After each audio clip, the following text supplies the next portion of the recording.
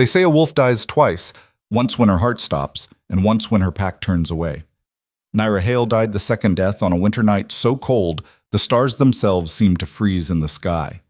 Alpha heir Rhett Kaylor stood before the gathered pack, his hand raised, his voice cutting through the silence like a blade through bone. 3 words that would destroy her. I reject you. The bond didn't just break, it burned. But here's what no one expected, what even Nyra herself didn't know until it was too late for them all. Some wolves don't die when you reject them. Some wolves wake up. If you want to see how a rejected outcast becomes the most powerful alpha in the territories, stick with me until the end. Drop a like, tell me in the comments what city you're watching from, and let's begin this journey together. The ceremonial grounds were packed. Every wolf in the Kaylor pack had gathered under the pale light of a moon that hung like a watchful eye over the frostbitten frontier. The temperature had dropped so low that breath came out in frozen clouds, crystallizing before it could disappear. Torches ringed the clearing, their flames dancing against the darkness, casting long shadows that made the assembled wolves look like an army of ghosts. Nyra Hale stood in the center of it all, her hands bound behind her back with iron cuffs that bit into her wrists. She wasn't bound because she was dangerous. She was bound because tradition demanded it, because when an alpha heir called a mate before the pack council, the accused had to stand in submission. She'd known this moment was coming. She'd felt it in the way Rhett had stopped looking at her 3 weeks ago, in the way his touch had gone cold, clinical, like he was handling a tool that had outlived its usefulness. She'd felt it in the whispers that followed her through the pack house, in the sidelong glances from wolves who'd once called her friend. But knowing and experiencing are 2 different kinds of pain. Rhett stood on the raised platform reserved for pack leadership, flanked by his father, Alpha Dimitri Kaylor, and the 5 council members who governed pack law. He wore his formal leathers, black and silver, embossed with the pack's crest. His dark hair was pulled back, emphasizing the sharp angles of his face, the cold beauty that had first drawn her in. He looked like a king pronouncing judgment, and she looked like exactly what they wanted her to be. Nothing. Nyra Hale, Rhett's voice carried across the silent crowd. It wasn't loud, but it didn't need to be. Everyone was listening. You stand accused of failing your duties as a bonded mate, of demonstrating weakness unbecoming of an alpha's partner, of instability that threatens the integrity of pack leadership. Nyra's jaw tightened. She wanted to speak, to defend herself, but the iron muzzle clamped over her mouth made that impossible. Another tradition. The accused could not speak until given permission. She scanned the crowd looking for a friendly face, for someone, anyone, who might stand up for her. Marcus, who'd trained alongside her since they were pups, looked away when their eyes met. Sarah, her childhood friend, stared at the ground. Even old Henrik, who'd taught her to hunt, to track, to survive in the brutal borderlands, even he kept his gaze fixed somewhere over her shoulder. They'd already decided, all of them. The bond between an alpha heir and his mate is sacred, Rhett continued. His eyes finally found hers, and for just a moment she thought she saw something flicker there. Regret? Doubt? But it was gone before she could be sure. It requires strength, unity, absolute trust. These things you have failed to provide. A murmur rippled through the crowd. Some nodded. Others whispered to their neighbors. Nyra felt the bond between them, that invisible thread that connected their souls, begin to tremble. It was like a rope being pulled taut, about to snap. Your inability to shift completely during the last 3 moon runs demonstrates a fundamental weakness, Rhett said. Your emotional outbursts during council sessions show a lack of control. Your questioning of established protocols reveals a dangerous instability. Each accusation landed like a physical blow. And the worst part? Some of them were true. Not in the way he was framing them, but true enough that she couldn't completely deny them. She had struggled with her shifts lately.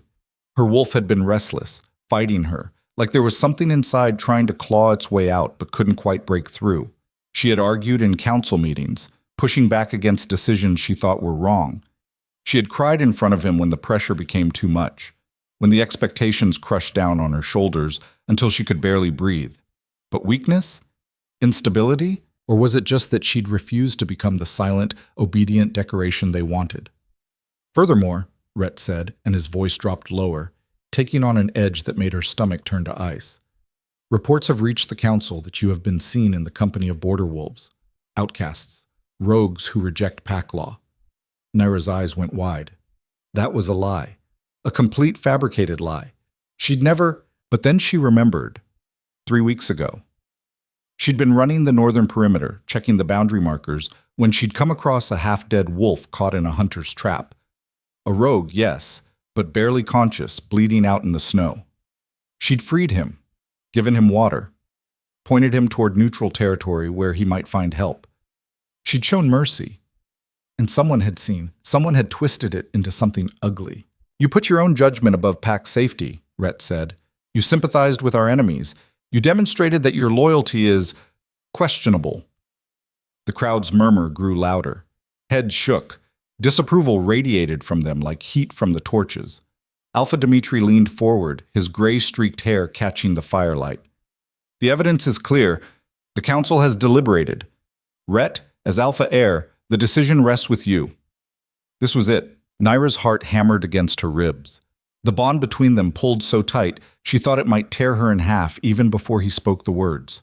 She wanted to scream, to tell them they were wrong, to explain that everything she'd done because she cared about the pack, about making it stronger, better, more compassionate. But the muzzle kept her silent. And maybe that was the point. Rhett stepped forward to the edge of the platform. The torchlight cast his shadow across her, swallowing her in darkness. Nyra Hale, he said, and his voice was so cold it could have frozen the fire itself. I, Rhett Kalor, Alpha Heir of the Kalor Pack, hereby invoke the severance right. No, no, no, no. I reject you as my mate. The bond exploded. It didn't break gently. It didn't fade. It detonated inside her chest like a star going supernova, sending white-hot pain screaming through every nerve in her body. Nyra's knees buckled. She would have collapsed if the guards on either side of her hadn't grabbed her arms, holding her upright. She couldn't breathe, couldn't think. The world tilted and spun, colors bleeding together, sounds distorting into a meaningless roar. Through the haze of agony, she heard Rhett continue. I sever our bond. I revoke your position in this pack. I strip you of rank, of privilege, of protection. Each word was another twist of the knife. By the authority granted to me as Alpha Heir, I declare you outcast. You will be removed from pack lands and sent to the labor camps on the border. You will serve there until such time as you prove yourself worthy of even the lowest position in our society. If you prove yourself worthy. The unspoken truth hung in the air. She never would. You are no longer Nyra Hale bonded mate. Rhett's eyes finally met hers fully, and this time there was nothing in them. No warmth, no recognition, nothing. You are nothing. The guards released her arms. Without their support, she crumpled to the frozen ground, the iron cuffs biting deeper into her wrists as she fell. The muzzle pressed against her face, cutting into her skin. She lay there, gasping, while the pain from the severed bond continued to tear through her like a living thing with claws and teeth. The crowd began to disperse. Just like that. The show was over. Justice had been served. They returned to their homes, to their warm fires and full bellies, while she bled out on the ceremonial ground. Some looked back. A few even hesitated. But none of them helped. After what felt like hours but was probably only minutes, rough hands grabbed her again. Different guards this time. Lower-ranked wolves assigned to waste disposal and prisoner transport. They hauled her to her feet, removed the muzzle, but left the cuffs in place. Walk, one of them grunted. Nyra's legs barely worked, but she forced them to move. She couldn't give them the satisfaction of dragging her. They led her through the pack grounds, past the houses where she'd grown up, past the training yards where she'd learned to fight, past the Great Hall where she'd shared meals and stories and laughter with wolves who now wouldn't meet her eyes. Her cabin, the one she'd shared with Rhett, stood dark and empty. Someone had already removed her belongings. They sat in a single canvas bag by the door. One bag, for 23 years of life. Grab it, the guard said. You got 5 minutes. Nyra bent down and picked up the bag with her bound hands. It was pathetically light. They hadn't even bothered to pack everything. Just the bare essentials. Clothes. A single photograph of her parents, both dead now. Thank the stars they didn't have to see this. A worn book of poetry her mother had loved. That was it. That was all she was worth. The guards marched her to the edge of pack territory, where a transport wagon waited. It was the kind used to haul supplies to the border camps. Rough wooden planks, no covering, pulled by two bored-looking horses. 4 other wolves already sat in the back, all outcasts, all headed for the same fate. A scarred male who looked like he'd lost a challenge fight. A thin female with haunted eyes who kept muttering to herself. 2 younger wolves, barely out of adolescence, who sat pressed together for warmth. They all had the same look, broken, defeated, already dead, just still breathing. "Get in," the guard ordered.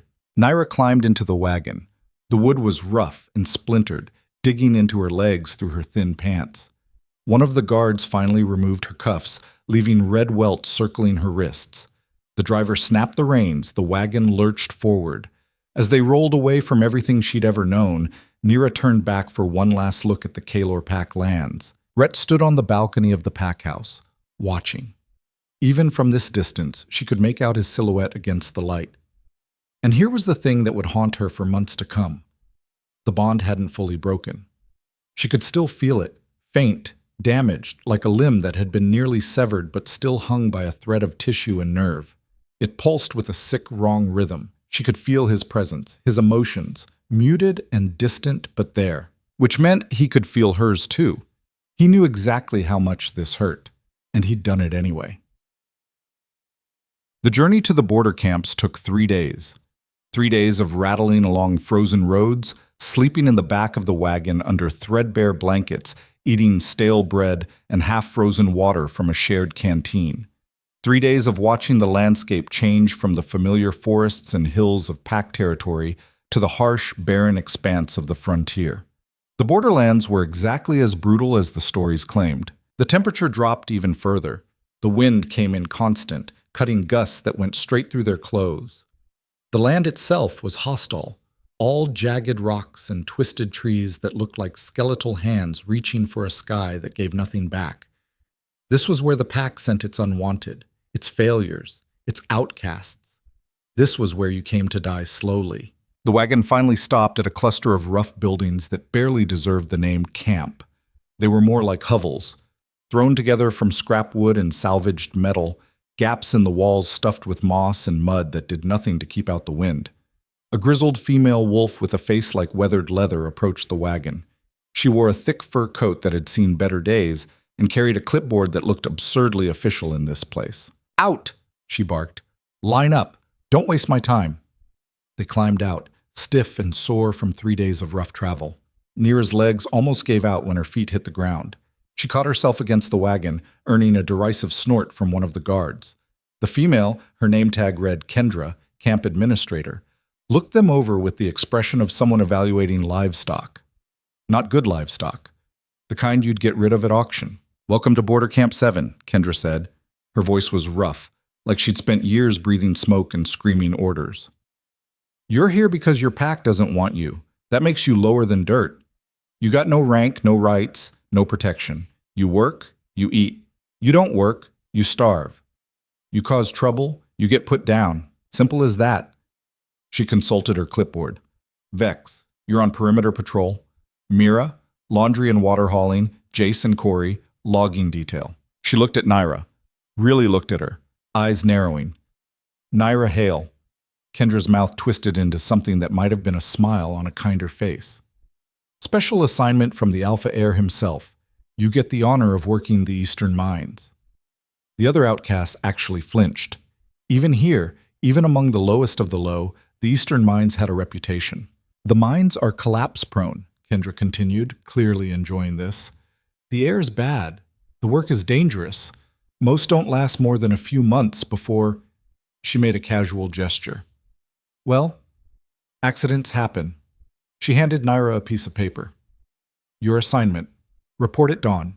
You're bunking in cabin 12. That's the one that's falling apart on the north side. Try not to freeze to death before your shift starts." The guards who transported them were already climbing back onto the wagon, eager to return to civilization, to warmth, to a place where people mattered. "Move along," Kendra said, already turning away. "And remember, nobody here gives a damn if you live or die. So don't expect help, don't expect mercy. Expect nothing, and you won't be disappointed." Cabin 12 was worse than advertised. The door hung crooked on its hinges. 3 of the 4 windows were broken, covered over with warped boards that let wind whistle through the gaps. The floor was uneven, rotted through in places. There were 6 bunks, rough wooden frames with thin, stained mattresses that smelled like mildew and despair. 4 of the bunks were already occupied. An older male wolf lay on one, coughing wetly into a rag that was stained dark with blood. 2 middle-aged females sat on another, sharing a cigarette and ignoring everyone else. A young male, probably Nyra's age, sat cross-legged on the floor staring at nothing. No one looked up when she entered. No one greeted her. This was her new reality. Nyra claimed an empty bunk in the corner, as far from the broken windows as possible. She set down her pathetic canvas bag and sat on the edge of the mattress. Springs poked through the fabric, digging into her legs. The cold seeped through the walls, through the floor, through her clothes and skin until it felt like her bones themselves were frozen. She wrapped her arms around herself, trying to generate warmth that wouldn't come, and for the first time since the rejection, since the pain, since the humiliation, Nyra let herself cry. Not loud, dramatic sobs, just silent tears that tracked down her face and dripped onto her hands. She cried for everything she'd lost, for the life that had been ripped away, for the wolves who'd abandoned her, for the mate who'd thrown her away like garbage. But mostly she cried because some part of her, some stupid, desperate part, had thought she mattered, had thought she was strong enough, good enough, worthy. The bond pulsed weakly in her chest, that damaged connection that should have died but didn't. And somehow, that was the worst part. Even now, even after everything, she could feel him, and he could feel her. Dawn came too early and too cold. Nyra had barely slept. The wind had howled through the cabin all night, and the old male's coughing had punctuated the darkness like a death rattle countdown. When weak gray light finally filtered through the broken windows, she was almost relieved. At least work would give her something to focus on besides her own misery. She dressed in the warmest clothes from her bag, which wasn't saying much, and stepped out into a morning so frigid it hurt to breathe. Frost covered everything in a thick white blanket. The other cabins looked like frozen tombs. Other outcasts were already moving toward the work sites, silent shadows in the pre-dawn gloom. Nyra followed the directions Kendra had given her, walking along a rough path that led east from the camp. The path got narrower and steeper as she went, climbing up into rocky hills that looked like the bones of some long-dead giant. After 20 minutes of walking, she saw it. The Eastern Mines. The entrance was a gaping black mouth in the hillside, shored up with timber that looked about as stable as a house of cards. Piles of broken rock surrounded the opening. Rusted equipment lay abandoned in the frost. A small group of outcasts stood near the entrance, waiting. All of them looked hollow-eyed and exhausted. One was missing an arm. Another had scars covering half his face. A short, thick-built male with a permanent scowl stepped forward. He wore a supervisor's badge pinned to his filthy coat. "You the new one? Hale?" Nyra nodded. "Great. Another soft-pack princess who'll quit after one shift." He shoved a pickaxe at her. "You know how to swing this?" "I can learn," Nyra said. Her voice came out rougher than she expected. She'd barely spoken in 3 days. The supervisor snorted. "Yeah, they all say that. Look, the job is simple. Go in, break rock, fill the cart, haul it out. Don't touch the support beams. Don't go into marked tunnels. Don't be stupid. Any questions?" Nyra looked at the dark entrance. "How deep does it go?" "Deep enough to bury you if you're careless." "Next question?" When she didn't respond, he jerked his head toward the mine. "Get moving. Quota is 20 carts per shift. You don't meet quota, you don't eat. And for your sake, hope the tunnel doesn't decide today's the day it collapses." He said it like it was a joke, but nobody laughed. The mine was hell. Not figurative hell, actual, literal hell carved into the earth. The moment Nyra stepped inside, the darkness swallowed her. The temperature somehow managed to be both freezing and suffocating at the same time.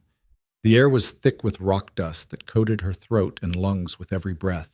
She'd been given a small oil lamp that threw just enough light to see a few feet ahead.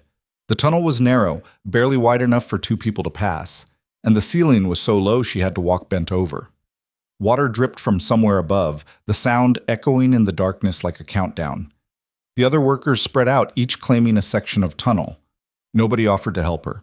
Nobody explained anything beyond the supervisor's bare minimum instructions. Nyra found an empty section and stared at the rock wall in front of her. Just break rock. Fill the cart. Haul it out. Simple, right? She raised the pickaxe. It was heavier than she'd expected, the handle rough with splinters. She swung it at the wall. The impact jarred her arm so hard her teeth rattled. The pickaxe barely chipped the rock. She swung again, again, again. By the 10th swing, her shoulders were screaming. By the 20th, her hands were blistered. By the 50th, she'd filled maybe a quarter of one cart. 20 carts per shift. She was going to die here. Not dramatically, not in some heroic last stand, just slowly, painfully, breaking rock in the darkness until her body gave out, and she became another forgotten casualty of the borderlands. Hours blurred together.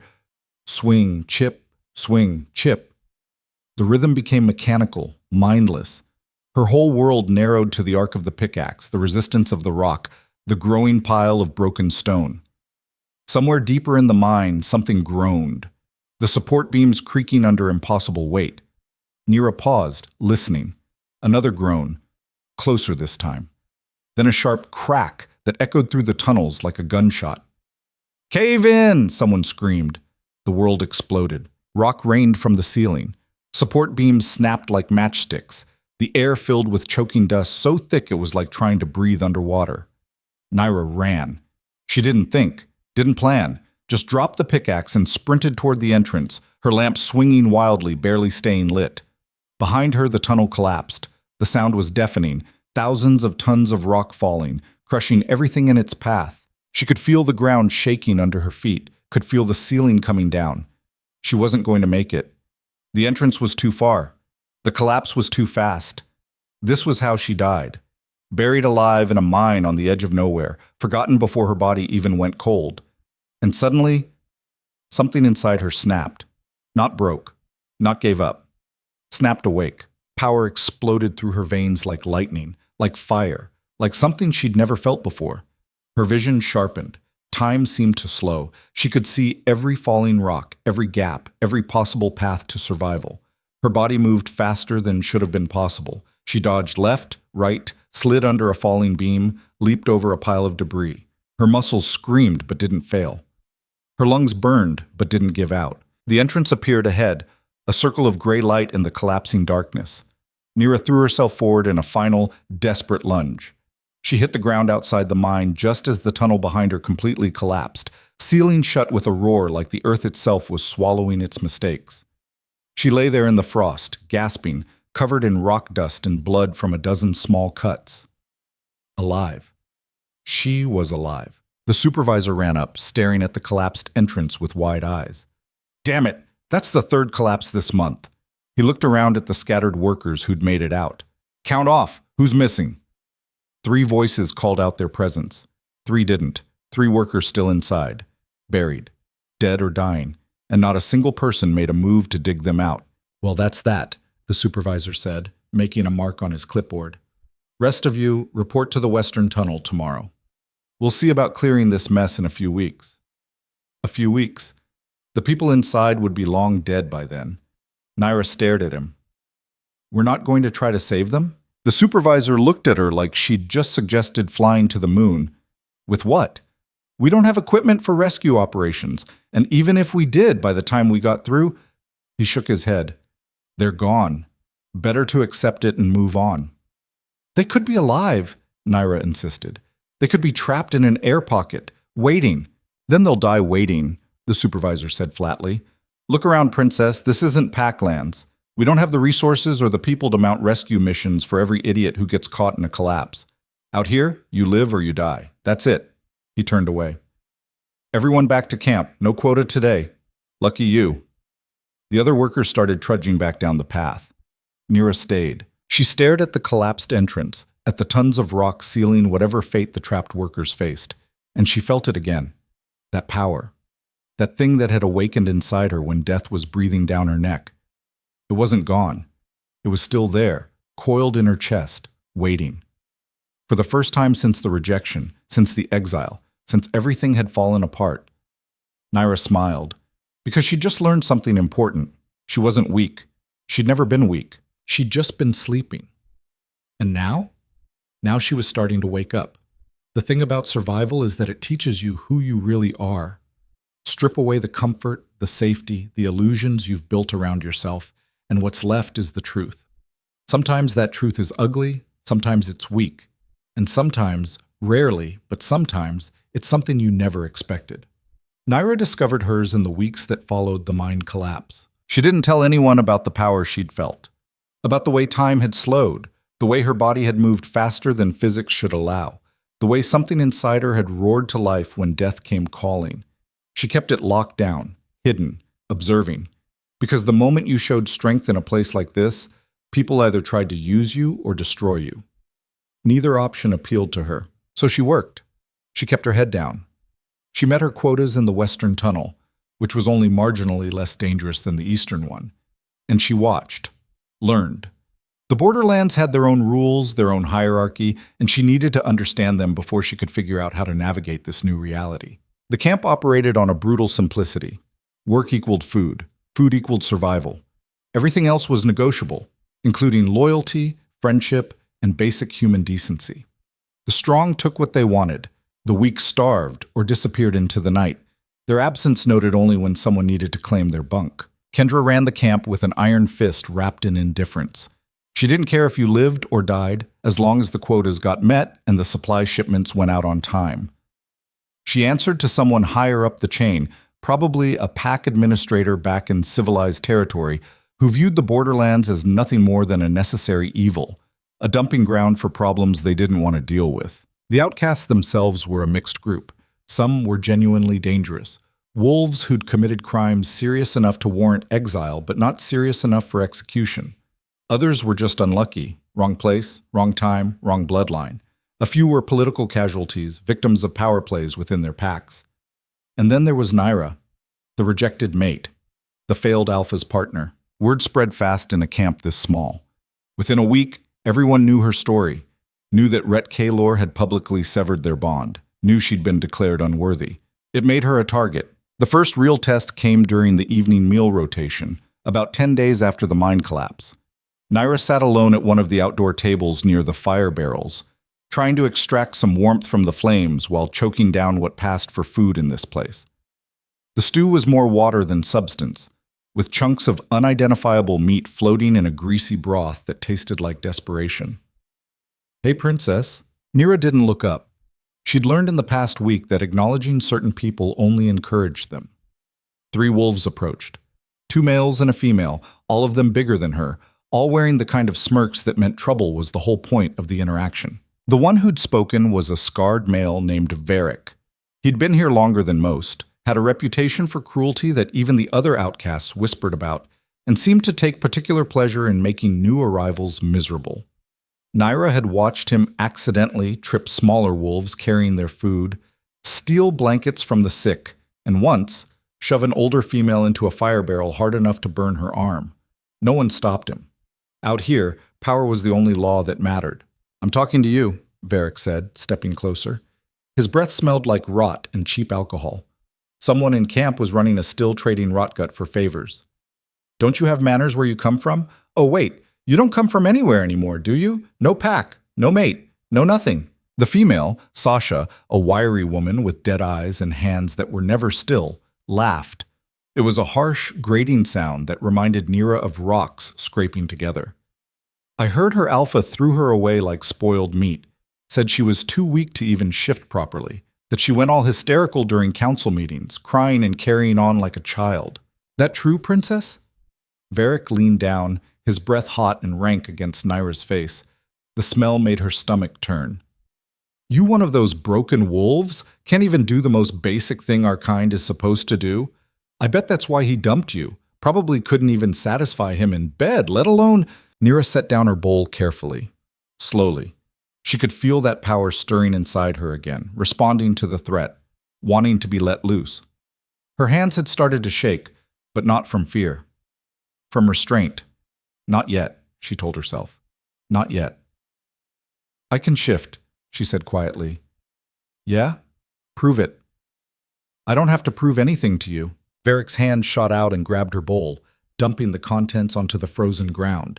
The watery stew splashed across her boots, soaking into the already stained leather. You do if you want to eat. See, out here, respect isn't given. It's earned. And right now you haven't earned a damn thing except maybe a beating to remind you of your place. The third wolf, a younger male named Cade, who followed Varric around like a loyal dog hoping for scraps, grabbed her bag from where it sat beside her on the bench.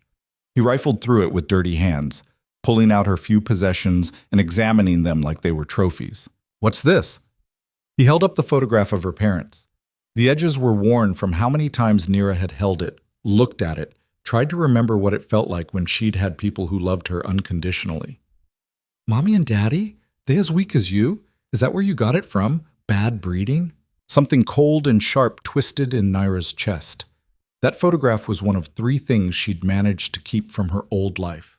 Everything else had been taken, discarded, deemed unworthy of saving. Put it back, she said. Her voice was still quiet, but there was an edge to it now. A warning. Or what? Cade grinned, showing teeth that were crooked and stained. You gonna cry about it? Go running to— Oh wait, you don't have anyone to run to. Nobody wants you. Nobody ever will. He made a show of looking at the photograph, holding it up to the firelight. Then he moved as if to tear it in half. Nyra moved faster. 1 second she was sitting. The next she had Cade's wrist in her hand, squeezing hard enough that bones ground together. She could feel them shifting under her grip, could sense the exact amount of pressure needed to break them. The knowledge was instinctive, immediate. Cade's grin vanished, replaced by a grimace of pain. He tried to pull away, but her grip was iron. Let go! You're breaking! I said, Nyra repeated, her voice dropping to something almost conversational. Put it back. Varric started forward, his hand going to the knife he kept at his belt. But he stopped when Nyra's eyes snapped to him. There must have been something in her gaze, something dangerous, something wild, because he actually hesitated. His hand stayed on the knife, but he didn't draw it. Cade dropped the photograph with his free hand, whimpering. Nyra released his wrist and picked up the picture, brushing dirt and moisture from it before carefully placing it back in her bag. Her hands were steady now. The power had settled back down, coiling in her chest like a sleeping predator. Stay away from me, she said, meeting each of their eyes in turn. All of you, this is your only warning. She walked away, leaving her spilled stew and her unfinished meal, feeling their stares boring into her back. She could hear Varric muttering something to the others, could sense their anger and humiliation radiating like heat. She'd just made enemies, real ones. But at least this time she'd chosen to. At least this time she'd drawn her own line. That night, lying in her bunk while the wind howled through the broken windows and the temperature dropped to the point where ice formed on the inside walls, Nyra felt the bond pulse. It was getting stronger, or maybe she was just getting more aware of it, learning to distinguish it from her own emotions. Either way, she could sense Rhett more clearly now than she had in weeks, could feel his presence like a distant star, cold and remote but undeniably there. She hated it, hated that he was still connected to her, still occupying space in her consciousness, hated that sometimes, in moments of weakness, she found herself reaching along that bond, trying to understand what he was feeling. And the strangest part? Sometimes she thought she could sense his emotions through it. Fleeting impressions that came and went too fast to identify. Regret? Anger? Loneliness? Or maybe that was just wishful thinking. Maybe she was so desperate for connection, for any indication that she'd mattered at all, that she was imagining things that weren't there. The old male in the corner coughed wetly. His name was Thomas, she'd learned. He'd been here for 3 years, working the mines until his lungs gave out. Now he was just waiting to die. Everyone knew it. Everyone had made their peace with it, including Thomas himself. He'd gotten worse in the past few days. Nyra could hear the rattle in his lungs, could smell the sickness on him. A sweet, rotting smell that meant infection, internal bleeding, organ failure. He was dying, and everyone knew it, and no one did anything because what was the point? Medicine was scarce, reserved for workers who still had productive years left in them. Thomas was past that threshold. Out here, you died alone. That was just the way of things. Nyra pulled her thin blanket tighter, shivering despite having every piece of clothing she owned layered on her body. She closed her eyes, trying to sleep, trying not to think about the fact that this was her life now. This cabin with its broken windows and rotting floor. This camp with its casual cruelty and grinding hopelessness. This existence where every day was exactly the same as the last. A slow march toward the same fate as Thomas. And then she felt it. A presence. Multiple presences. Moving through the darkness outside the cabin. Her eyes snapped open. She lay perfectly still, listening. The others in the cabin were asleep or pretending to be. Thomas's breathing was ragged.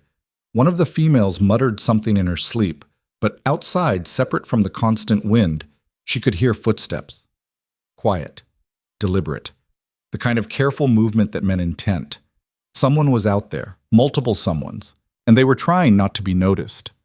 Nyra slipped out of her bunk as silently as possible and moved to the broken window.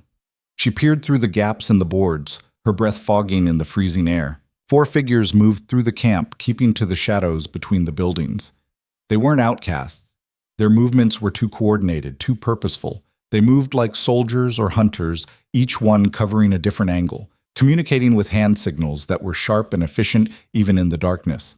They wore dark clothes that blended with the night, and even from this distance, even through the broken boards, Nyra could see the glint of weapons. Real weapons. Not mining tools or improvised clubs, but actual blades and what looked like a crossbow. Raiders. The borderlands were full of them. Wolves who'd rejected pack law entirely and formed their own violent gangs, their own brutal hierarchies built on strength and fear. They preyed on the weak, the isolated, the forgotten. They hit supply caravans, ambushed lone travelers, and raided settlements that didn't have the numbers or weapons to fight back. And a labor camp full of outcasts with no protection, no weapons, no one who cared if they lived or died. That was easy pickings. That was a gift. One of the raiders approached the supply cabin where Kendra kept the food stores and medical supplies, what little existed of both. He pulled something from his belt and started working on the lock with practiced ease, the kind of ease that came from doing this many times before. Nyra's first instinct was to stay hidden, to stay in her bunk, pull the blanket over her head, and pretend she didn't see anything. This wasn't her problem. These weren't her people. Let the raiders take what they wanted and leave. Getting involved would only bring more trouble down on her head, and she had enough of that already. She'd learned her lesson about helping people, about caring, about standing up. It only ever ended badly. But then she saw where the other 3 raiders were heading. Toward the sleeping cabins, toward the vulnerable, toward the wounded and weak who wouldn't be able to defend themselves, toward Thomas and the others who were already dying, already broken. And she thought about what would happen when those raiders kicked down doors, about what they'd do to people who couldn't fight back, about the screaming, the blood, the casual violence that would follow. She thought about the way Cade had held her parents' photograph, the way he'd threatened to destroy it just because he could, just because hurting her was entertainment. These raiders would be worse, so much worse. Nyra closed her eyes, cursing herself for what she was about to do, cursing the part of her that apparently couldn't just look away, couldn't just survive, couldn't just accept that this was how the world worked. Then she grabbed her jacket and slipped out into the night. Boom. The cold hit her like a physical assault. The temperature had dropped even further, low enough that exposed skin would start to freeze in minutes. Her breath came out in clouds so thick they were almost solid. The wind cut through her jacket like it wasn't even there. She moved quickly but carefully, staying low, using the shadows the same way the raiders were. The camp was laid out in a rough grid. Sleeping cabins on one side, work buildings on the other, administrative structures in the middle. There were 40, maybe 50 people in the camp total. Most of them were asleep. The few on night watch were concentrated near the perimeter, watching for threats from outside. They hadn't expected threats from inside the perimeter, hadn't expected anyone to be bold enough or stupid enough to raid a camp this close to packed territories. Nyra reached the supply cabin just as the first raider was emerging with a bag full of stolen goods. She could see the outlines of containers inside, food, medicine, tools, things the camp needed to survive. He didn't see her until she was right behind him, until she reached out and grabbed the bag, yanking it out of his hands with enough force that he stumbled forward. "Leave," she said quietly. "Now, while you still can." The raider spun, his hand going to the knife at his belt. He was bigger than her by at least 50 pounds, battle-scarred, clearly experienced. His face was a map of violence, broken nose, scarred cheek, one ear partially missing. He looked her up and down, taking in her thin frame, her outcast clothes, the hollows under her eyes from weeks of hard labor and poor food. He laughed. actually laughed, the sound harsh and mocking. You're kidding, right? You're one of the outcasts. You really want to die protecting these people who wouldn't piss on you if you were on fire? I don't want to protect them, Nyra said honestly. She didn't. She barely knew these people, had no loyalty to them, no connection. But that wasn't the point. I just don't like thieves. The raider's laugh cut off. His expression went cold. Wrong answer, sweetheart. He lunged. Nyra sidestepped. Faster than she should have been able to move, her body responding before her mind fully processed the threat, and brought her elbow down hard on the back of his neck. The impact was solid, precise. She felt vertebrae compress under the blow. He hit the ground face first, groaning, his knife clattering across the frozen dirt. The commotion attracted the others. 3 raiders emerged from between the cabins, weapons drawn. They fanned out, surrounding her in a practiced formation that spoke of experience working together, of battles fought and won. Well, well, one of them said. A female with a cruel smile and a crossbow held with casual competence. She was older than the others, maybe 40, with silver streaking her dark hair and scars that suggested she'd been doing this for a long time. Looks like this one's got some fight in her. I like that. Makes it more fun when we put her down. The other 2, both males, one young and nervous-looking, the other older with dead eyes, spread out further, cutting off escape routes. Nyra's heart was pounding, but not from fear. That power was awake again, thrumming through her veins, making everything sharper, clearer. She could see the way they moved, could predict their attacks before they made them, could sense the slight hesitation in the younger male, the absolute confidence in the female, the cold calculation in the one with dead eyes. She could feel the air currents, could track the position of every person in range, could sense the exact distance and angle to each threat. It was overwhelming and exhilarating and terrifying all at once. Last chance, she said, and her voice was steadier than she expected. Walk away. Forget you were ever here. I'll even let you keep what you already took. The female raider laughed, the sound echoing across the frozen camp. Honey, we outnumber you 4-1. You're brave, I'll give you that. Stupid as hell, but brave. That's almost admirable. She raised the crossbow, sighting down the bolt. But brave doesn't stop steel. She fired. Nyra moved. She dropped low as the bolt whistled overhead. She could actually track its trajectory, could see the spin of the fletching, rolled forward, came up inside the raider's guard before the woman could reload, and drove her fist into the raider's solar plexus with every ounce of strength she possessed. The impact made a sound like a mallet hitting meat. The raider gasped, the crossbow falling from nerveless fingers, her eyes going wide with shock and pain. The other 2 came at her from opposite sides, coordinating their attack. The younger one swung a club at her head while the dead-eyed one went low with a knife, trying to gut her. Nyra spun, faster than thought, caught the club mid-swing with one hand. The impact should have broken her wrist, but didn't, the power flooding through her bones and making them strong as steel, and used the momentum to redirect it. The club smashed into Deadeye's shoulder with a crack that was definitely bone-breaking. He screamed. The younger raider tried to pull the club free, but Nyra held on, yanked him forward off balance, and drove her knee into his stomach.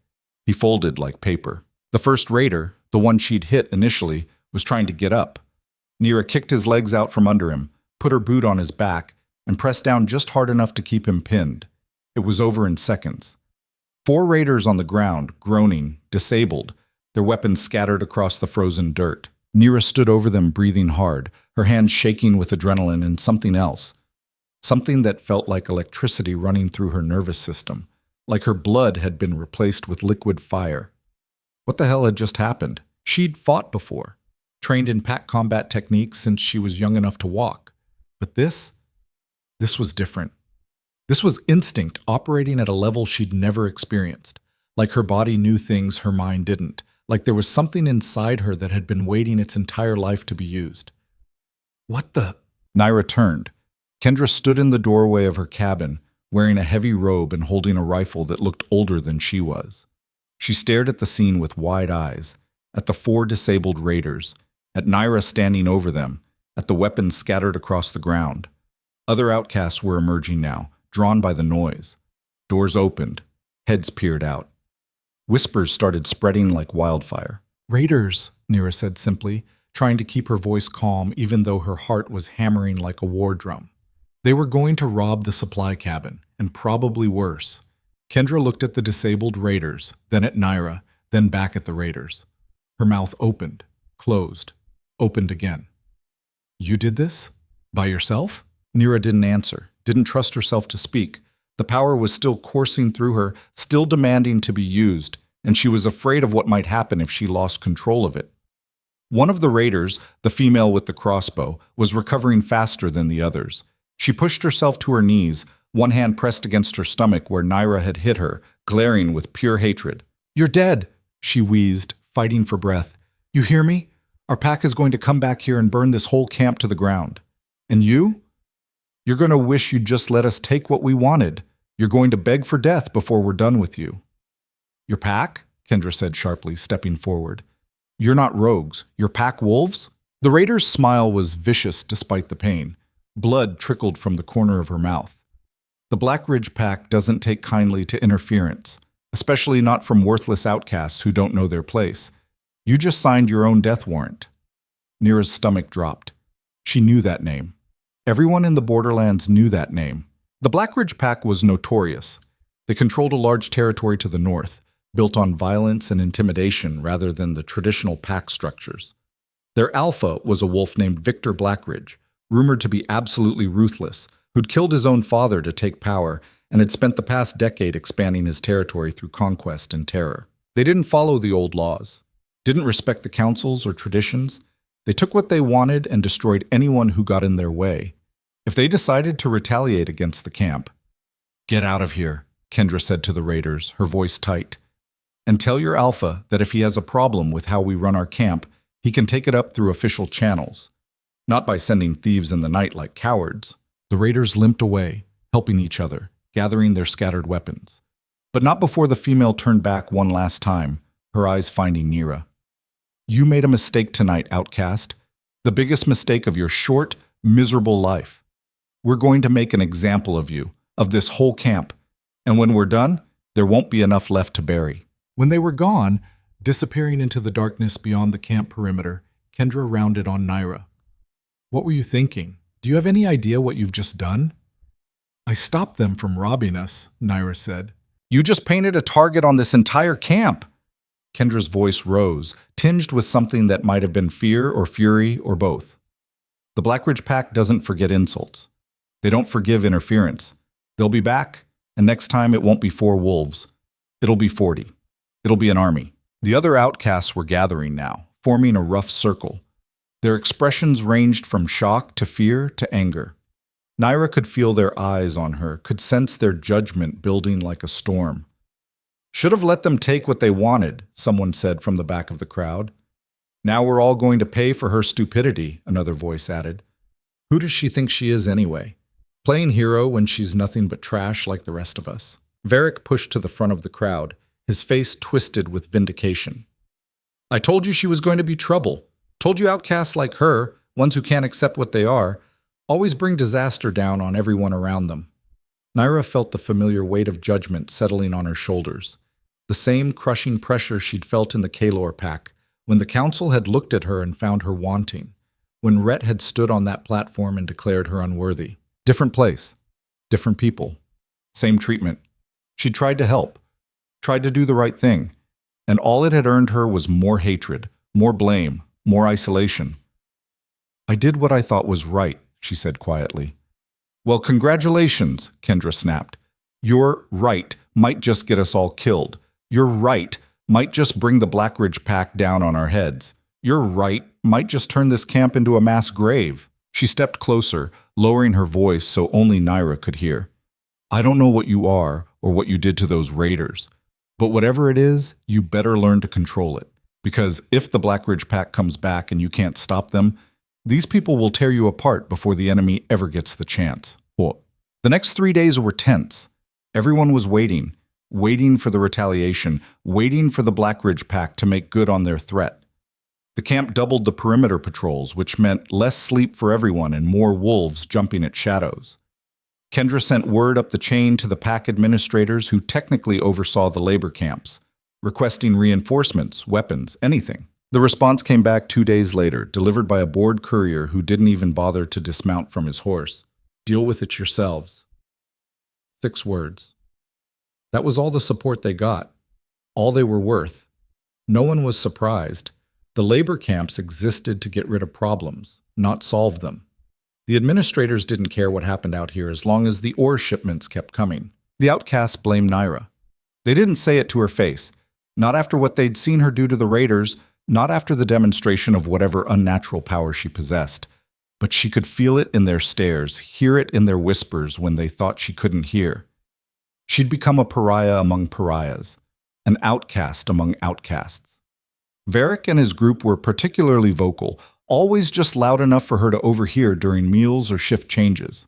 "She's going to get us all killed," Varric said one evening, his voice carrying across the mess area, acting like she's still somebody important, still playing hero when she's nothing but trash like the rest of us.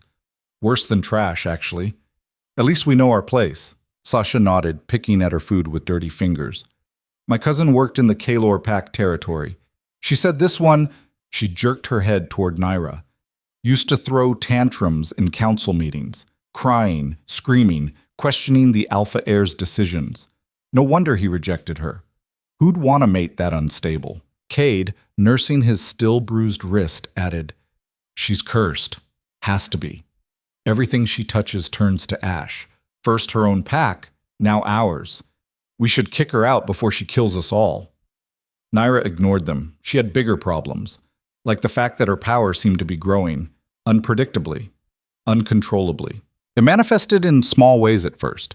She'd be working in the mine and suddenly lift a support beam that should have required 3 strong wolves. She'd sense someone approaching from behind a full minute before they arrived, not hearing them or seeing them, but sensing them the way you'd sense a storm building on the horizon, a pressure change in the air itself. Her shifts were becoming easier, smoother, where before her wolf had fought her, creating painful partial transformations that left her exhausted and frustrated. Now the change flowed like water, like her wolf had been waiting for something, and that something had finally arrived. But the most disturbing change was the bond with Rhett. It pulsed constantly now, a steady rhythm, like a second heartbeat that she couldn't escape. Sometimes she swore she could feel his emotions through it. Confusion, concern, a growing unease that seemed to mirror her own. She'd tried to block it out, tried to sever it completely, but nothing worked. If anything, focusing on it made it stronger, like picking at a wound that wouldn't heal. Late at night, lying in her bunk while the others slept, she'd reach along that bond without meaning to. And sometimes, just sometimes, she thought she felt him reaching back. She hated it, hated that connection, hated that he still occupied space in her soul, but she couldn't deny that it was changing, growing, becoming something neither of them understood. On the 4th day after the raid, Thomas died. Nyra woke to the sound of his final breath, a wet, rattling exhalation that seemed to go on forever before finally stopping. The silence that followed was profound. She got up and checked his pulse, even though she already knew. His skin was cold, his eyes staring at nothing. She closed them gently and pulled his threadbare blanket up to cover his face. None of the others woke, or if they did, they pretended not to. Death was common enough here that it didn't warrant acknowledgement unless it directly affected your own survival. Nyra sat beside Thomas's body until dawn, keeping silent vigil. She didn't know why. He'd been a stranger. They'd barely exchanged 10 words in all the time she'd been here, but someone should mark his passing. Someone should care that a life had ended. When the sun rose, she went to find Kendra and report the death. They'd need to clear the bunk, dispose of the body. Another name crossed off the ledger. Another space opened up for the next batch of outcasts. The cycle continued. That afternoon, during the meal break, the attack finally came. It did. Nyra was outside, trying to choke down another bowl of watery stew, when she felt it. That presence. The same one she'd felt 4 nights ago, but multiplied, amplified. She stood abruptly, her bowl clattering to the ground. "Kendra!" Her shout cut across the mess area. "We have incoming! North side!" Her warning came just in time. The Blackridge wolves appeared at the tree line like ghosts materializing from shadow. But this time there were no mere 4 raiders. There were at least 25, maybe 30. They moved in coordinated units, spreading out to surround the camp with military precision. Kendra emerged from her cabin with that ancient rifle, her face pale but determined. Everyone who can fight, grab whatever weapons you can find. Everyone else, central cabin, now! The outcasts scrambled. Some grabbed mining tools, pickaxes, shovels, anything with an edge or weight. Others just picked up rocks. They were exhausted, half-starved, and terrified. Not exactly a fighting force. More like a mob of desperate people facing certain death. The Blackridge Wolves, in contrast, were well-fed, well-armed, and clearly experienced fighters. They wore leather armor reinforced with metal plates. They carried real weapons, swords, axes, spears. They moved like predators who'd done this many times before and always won. They made the outcasts look like children playing at war. Their leader stepped forward, a massive male with a scarred face that looked like it had been dragged across broken glass, cold eyes that held no mercy, and the build of someone who'd spent a lifetime fighting and winning. He radiated dominance the way the sun radiated heat. "I am Marcus Vex, third of the Blackridge Pack," he announced, his voice carrying easily across the camp. 4 nights ago, one of your outcasts attacked members of our pack, embarrassed them, humiliated them. We're here to collect payment for that insult, to remind you of your place in the natural order. Kendra stepped forward, the rifle held steady despite the tremor Nyra could see in her hands. "Those wolves were raiding our supplies. That's theft. We have every right to defend our property and our people." Marcus laughed. It was a genuinely amused sound, like she'd told a particularly funny joke. "Your property, your people, you're outcasts. You don't have property. You don't have rights. You don't have people. You exist because we allow you to exist. You breathe because we haven't decided it's worth the effort to stop you." His eyes scanned the assembled outcasts, taking in their shabby clothes, their thin frames, their makeshift weapons, and his smile widened. "You're nothing, less than nothing, and it's time you learned what happens when nothing tries to be something." His gaze landed on Nyra, and his smile turned predatory. "That her? The one who thinks she's tough? The one who put her hands on my wolves?" Nyra stepped forward before she could think better of it, before fear or common sense could stop her. "If you have a problem with me, then deal with me. Leave the others alone. They didn't do anything." "Oh, we'll deal with you," Marcus said, his voice dropping to something almost conversational. "But first, we're going to teach this camp a lesson about respect, about knowing your place, about understanding that actions have consequences." He raised his hand and Nyra saw the signal pass through the Blackridge Wolves. They tensed, ready to attack. "We're going to burn this place to the ground," Marcus continued. "Kill half of you, enslave the other half, and we're going to make you watch, little outcast. Make you see what your pride cost these people, and then, when you're broken and begging, we'll decide whether death is a mercy you've earned." He smiled. "Any last words?"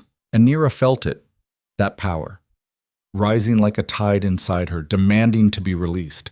She'd been holding it back, controlling it, afraid of what would happen if she let go, afraid of what it might mean about who and what she was. But these wolves were going to hurt people, kill people, people who were already broken, already suffering, already at the absolute edge of what they could endure. She couldn't allow that. She'd tried living quietly, tried keeping her head down, tried being nothing, and all it had done was invite more violence. "Stop," Nyra said. Her voice wasn't loud, but it carried. It echoed across the camp with a weight that made everyone freeze, outcast and Blackridge Wolf alike. Marcus looked at her, and for the first time uncertainty flickered across his scarred face, because the air around Nyra had started to shimmer. Power radiated from her in waves, visible as heat distortion, as a pressure that made the very atmosphere feel heavy. Her eyes were glowing, not figuratively, actually glowing with an amber light that seemed to come from somewhere deep inside, from a source that had nothing to do with the physical world and everything to do with something older, something primal, something that predated pacts and politics and everything civilization had built. "I said stop," Nyra repeated, and this time her voice carried something else, something that spoke directly to the wolf in every person present, bypassing conscious thought and hitting instinct like a hammer. Command. Pure, absolute, undeniable command. The Blackridge Wolves actually hesitated. Some of them took a step back without meaning to, their wolves responding to something their human minds didn't understand. A few dropped to one knee, compelled by an authority that transcended pack hierarchy. Even Marcus looked uncertain now, his confidence wavering. "What the hell are you?" he demanded. "I don't know," Nyra said honestly. The power was flowing through her now, and she could feel everything, every heartbeat in a 100-yard radius, every breath, every flicker of fear and aggression and confusion in the wolves around her. "But I'm done hiding it." She let go. The power exploded outward like a shockwave, a visible pulse of energy that slammed into the Blackridge wolves with the force of a physical blow. It drove them back, forced them to their knees, bent even the strongest among them under pressure that felt like the weight of mountains. Marcus, strong as he was, and Nyra could feel his strength, could sense that he was a formidable fighter who'd killed many opponents, bent under that pressure. His knees hit the frozen ground. His head bowed. Nyra walked forward, and wolves scrambled out of her way like she was on fire. The glow in her eyes intensified until it was almost painful to look at directly. She could feel the power singing in her veins, could sense the exact position and status of every living thing in range. She stopped in front of Marcus, looking down at him. This wolf had come here to kill, to destroy, to make an example of broken people who'd already lost everything. Part of her, the part that remembered being powerless, being rejected, being thrown away, wanted to crush him, to show him what it felt like to be helpless. But she wasn't that person anymore. "You came here to teach a lesson," she said, her voice resonating with power. "Consider it learned, but not the one you intended." She let the power pulse again, just a brief surge, and Marcus actually whimpered. The third of the Blackridge pack, a wolf who'd probably never shown weakness in his life, made a sound of pure terror. "Tell your alpha," Nyra continued, "that this camp is under my protection now. Anyone who comes here looking for trouble will find more than they can handle. Anyone who touches these people will answer to me. Are we clear?" Marcus nodded frantically, unable to speak, unable to do anything but submit to the force pressing down on him. "Good. Now get out, and don't come back." She released the pressure. The Blackridge wolves fled. Actually fled, scrambling over each other in their haste to get away from whatever Nyra had become. They left weapons behind, left their pride behind, left everything except the primal need to escape. Marcus was the last to go, stumbling backward, his eyes wide with something that looked like religious terror. When they were gone, when the forest had swallowed them and the sound of their retreat had faded, the power began to recede. The glow in Nyra's eyes dimmed, flickered, went out. She swayed on her feet, suddenly exhausted, like she'd just run a marathon carrying twice her body weight. Kendra caught her before she fell. What was that? What are you?" Nyra's legs buckled. The adrenaline was wearing off, leaving behind bone-deep exhaustion and a headache that felt like her skull was splitting open. "I told you, I don't know." But that was a lie, because in that moment when the power had been flowing through her like a river in flood, she'd understood something fundamental, something that explained everything, the struggles with her wolf, the incomplete shifts, the way Rhett and the council had looked at her with fear disguised as disappointment. She wasn't broken. She'd never been broken. She was something rare, something dangerous, something that packs like the Kalor had learned to suppress generations ago because wolves like her couldn't be controlled, couldn't be managed, couldn't be fit into the neat hierarchies that kept pack society stable. She was a true alpha, not by bloodline or tradition or politics or mating bonds, by nature, by birthright, by something coded into her bones and blood that had nothing to do with human structures and everything to do with what wolves really were beneath all the civilization. And somewhere far away, through that damaged bond that refused to die, she felt Rhett's shock as he experienced the echo of what she'd just done. Felt his confusion, his growing horror, his realization of exactly what he'd thrown away. Good, she thought, as darkness pulled her under. Let him feel it.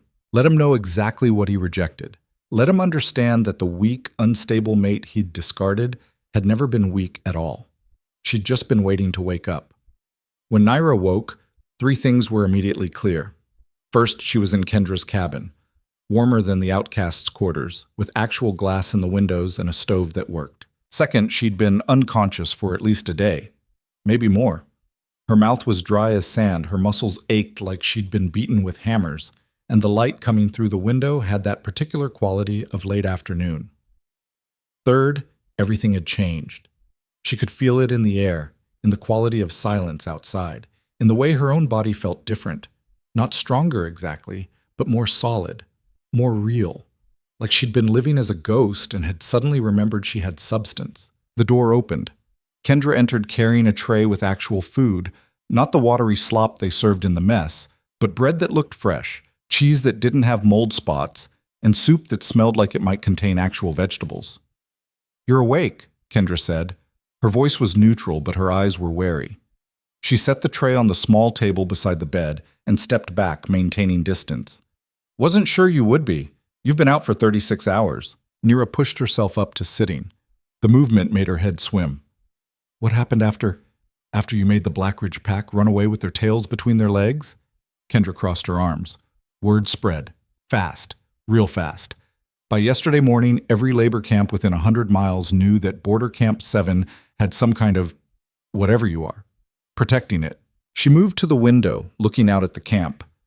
"We've had visitors, scouts from other camps, traders who normally skip us entirely, even a few outcasts from other territories asking if the rumors are true, asking if there's really a wolf here who can make trained fighters kneel with just her voice." Nyra reached for the water glass on the tray. Her hands were steady, but she could feel the power still there, coiled beneath her skin. Waiting. "And what did you tell them?" "The truth. That I don't know what you are or what you can do." Kendra turned back to face her. "But here's what I do know. You've put a target on this camp bigger than anything those raiders could have done. The Blackridge pack won't forget this. They'll regroup, come back stronger, and when they do, I'll be here," Nyra said quietly. "That's what I'm afraid of." Kendra's expression was hard to read. "Look, I'm not ungrateful. You saved lives. Probably saved the whole camp from being burned to the ground. But you also just declared war on one of the most dangerous packs in the borderlands. And the rest of us? We're going to be caught in the crossfire." Nyra ate some of the bread. It was actually good. Still warm, with butter that tasted real. Luxuries she hadn't experienced in weeks. "So what do you want me to do? Leave? I don't know." Kendra rubbed her face, suddenly looking exhausted. "Part of me thinks yes. Send you away before this gets worse. But the other part," she laughed without humor, "the other part knows that you're the only thing standing between us and complete annihilation. So we're stuck with you. And you're stuck with us." She headed for the door, then paused. "The outcasts are scared of you. Some of them want you gone. Others think you're some kind of savior. Either way, things can't go back to how they were. You need to figure out what you are and what you want. Because ready or not, you just became the most important person in this camp." After she left, Nyra finished eating and then went to the small mirror hanging on the wall. She looked the same. Same hollow cheeks from weeks of poor nutrition, same dark circles under her eyes, same tangled hair that desperately needed washing. But her eyes were different. Even without the glow, there was something in them that hadn't been there before. A depth, an awareness. She could feel the bond with Rhett more clearly now. Could sense his presence like a compass needle always pointing north. And through that connection, she could feel his turmoil, his confusion, his growing understanding that he'd made a catastrophic mistake. Good, she thought again. Let him suffer. She got dressed. Someone had left clean clothes, actual clean clothes that fit properly, and stepped outside. The camp had transformed. Where before the outcasts had moved like ghosts, heads down, focused only on survival, now there was purpose. Organization. Someone had organized work crews to repair the most damaged cabins. Others were reinforcing the perimeter. A group was conducting combat drills with their improvised weapons, actually training instead of just hoping to survive. And when Nyra appeared, everything stopped. Every eye turned to her. Every conversation died. The silence was absolute. Then slowly wolves began to kneel. Not all of them. Varric and his group remained standing, glaring with undisguised hostility. A few others looked uncertain, caught between fear and something that might have been hope. But more than half the camp dropped to one knee, heads bowed in a gesture of submission and respect that Nyra had only ever seen directed at alphas. "Get up," she said. Her voice came out rougher than intended. "Please, I'm not here to rule anyone." An older male rose first. His name was Henrik, different from the Henrik she'd known in the Kalor pack, but with the same weathered look of someone who'd survived more than they should have. "Then what are you here for?" Nyra opened her mouth, closed it. She didn't have an answer. "Because if you're just passing through," Henrik continued, "if you're planning to leave once you get your strength back, tell us now. We need to know whether to pin our hopes on you or start running." "I don't know what I'm doing," Nyra admitted. The honesty felt like vulnerability, but also like relief. "I don't know what I am or why this is happening. A month ago, I was—" She stopped, the words catching in her throat. "I was someone else. Someone who couldn't even shift properly. And now? Now you're the only thing standing between us and extermination," Henrik said bluntly. "So I'll ask again. Are you staying?"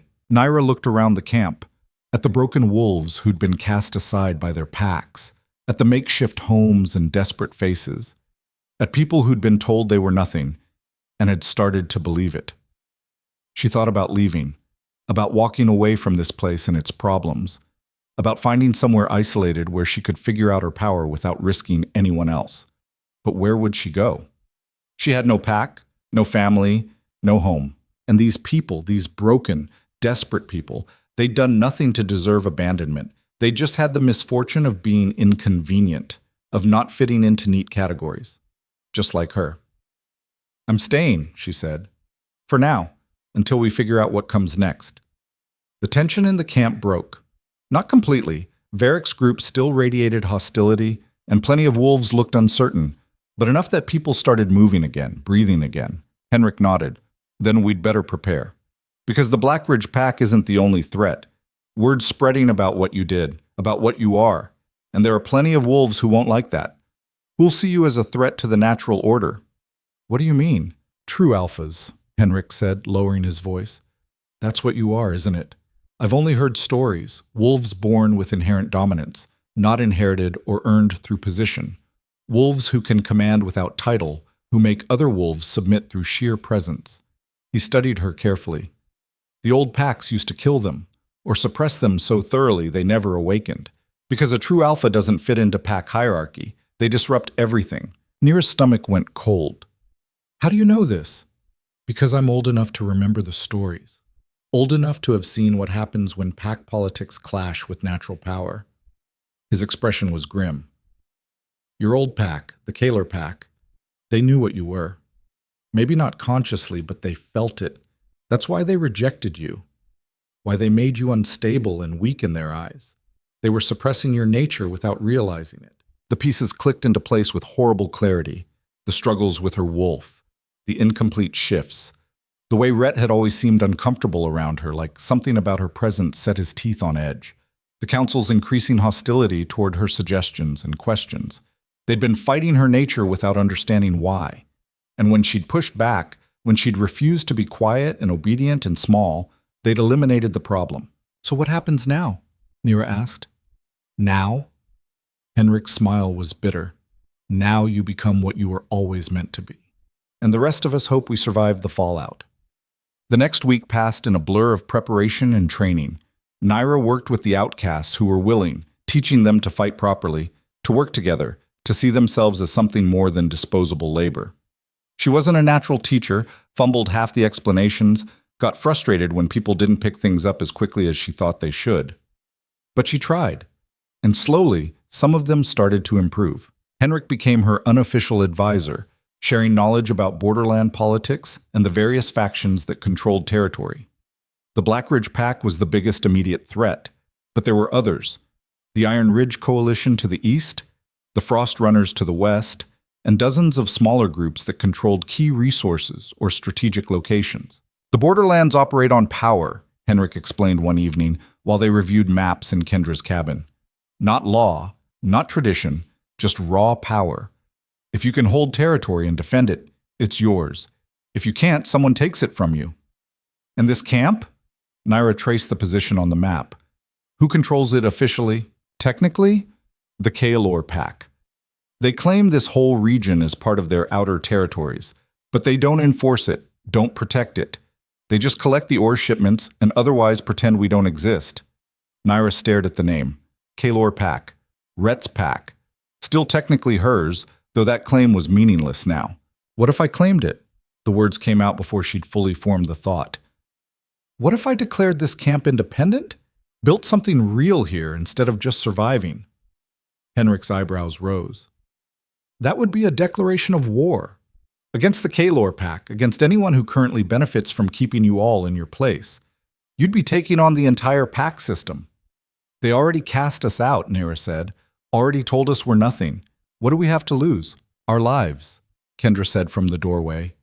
She'd been listening. Our lives, our safety, what little stability we have. That's what we have to lose. And what do we have to gain? Nyra countered.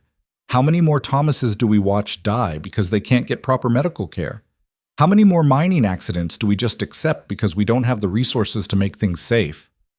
How long do we keep our heads down and hope the world forgets we exist? Kendra and Henrik exchanged glances.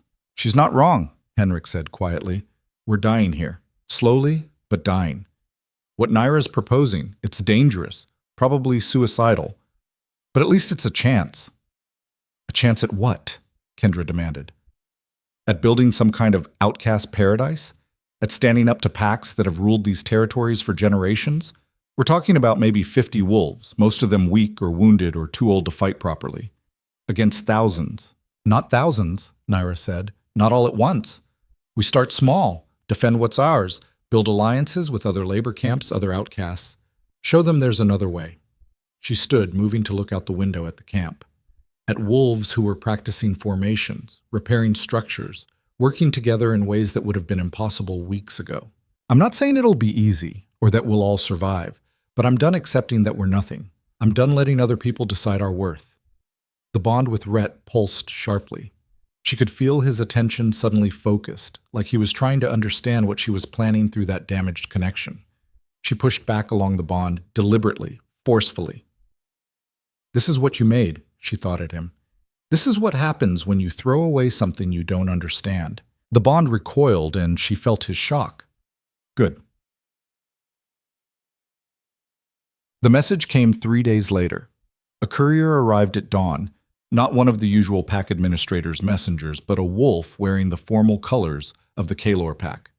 He carried a sealed letter addressed to Nyra Hale.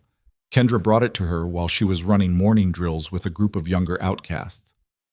This can't be good, Kendra muttered. Nyra broke the seal. The handwriting was elegant, formal, immediately recognizable. Nyra, reports have reached the Kalor Pack regarding unusual activity at Border Camp 7.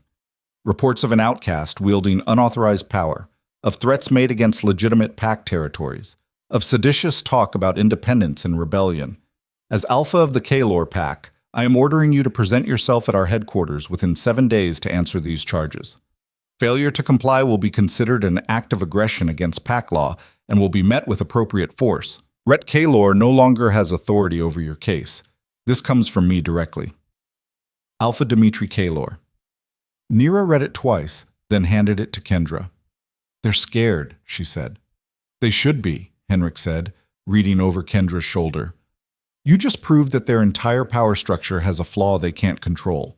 Of course they want to neutralize you before you become a real threat. So what do we do? Kendra asked. Nyra was quiet for a long moment, thinking. She could feel the bond with Rhett, could sense his presence somewhere far away, could feel his conflict, his confusion. I go, she said finally. That's suicide, Kendra protested. They'll kill you the moment you set foot in their territory, or lock you up, or worse. Maybe, but if I don't go, they'll come here, and they'll bring an army. They'll destroy this place and everyone in it. Nyra met her eyes. I won't let that happen. Then take fighters with you, Henrik suggested. Show up with enough force that they have to take you seriously. No, this isn't about force. Nyra folded the letter carefully. This is about making them see what I've become, about making them understand that I'm not the broken wolf they discarded. She could feel the power stirring inside her at the thought. The prospect of facing Rhett again, of standing before the council that had judged her unworthy, sent electricity through her veins. I leave in 2 days, she announced.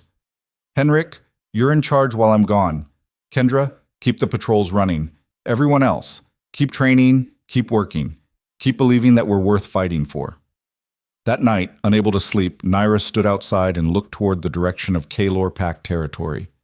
Somewhere out there, Rhett was awake too. She could feel it through the bond. She reached along that connection deliberately this time and whispered into the space between them. I'm coming, and you're going to see exactly what you threw away. The bond shuddered, and for the first time she felt him respond. Nyra, please, don't do this. She smiled in the darkness. Too late. The journey back to Kaelor Pact territory took 4 days. Nyra traveled alone, despite Henrik's protests and Kendra's concerns. She moved fast, fueled by determination and the power that seemed to grow stronger the closer she got to her old home. The landscape changed from the harsh borderlands to the familiar forests and hills she'd grown up in. Every tree, every stream, every landmark triggered memories, some painful, some bittersweet.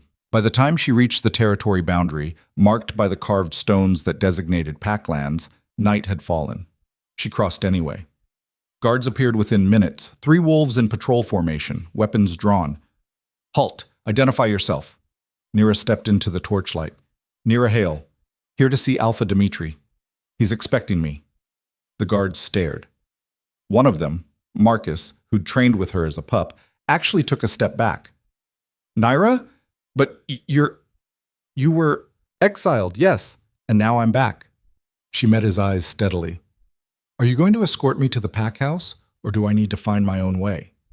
They escorted her, silently, keeping their distance like she might explode at any moment. The pack house looked the same, large, imposing, built from stone and timber that had stood for generations.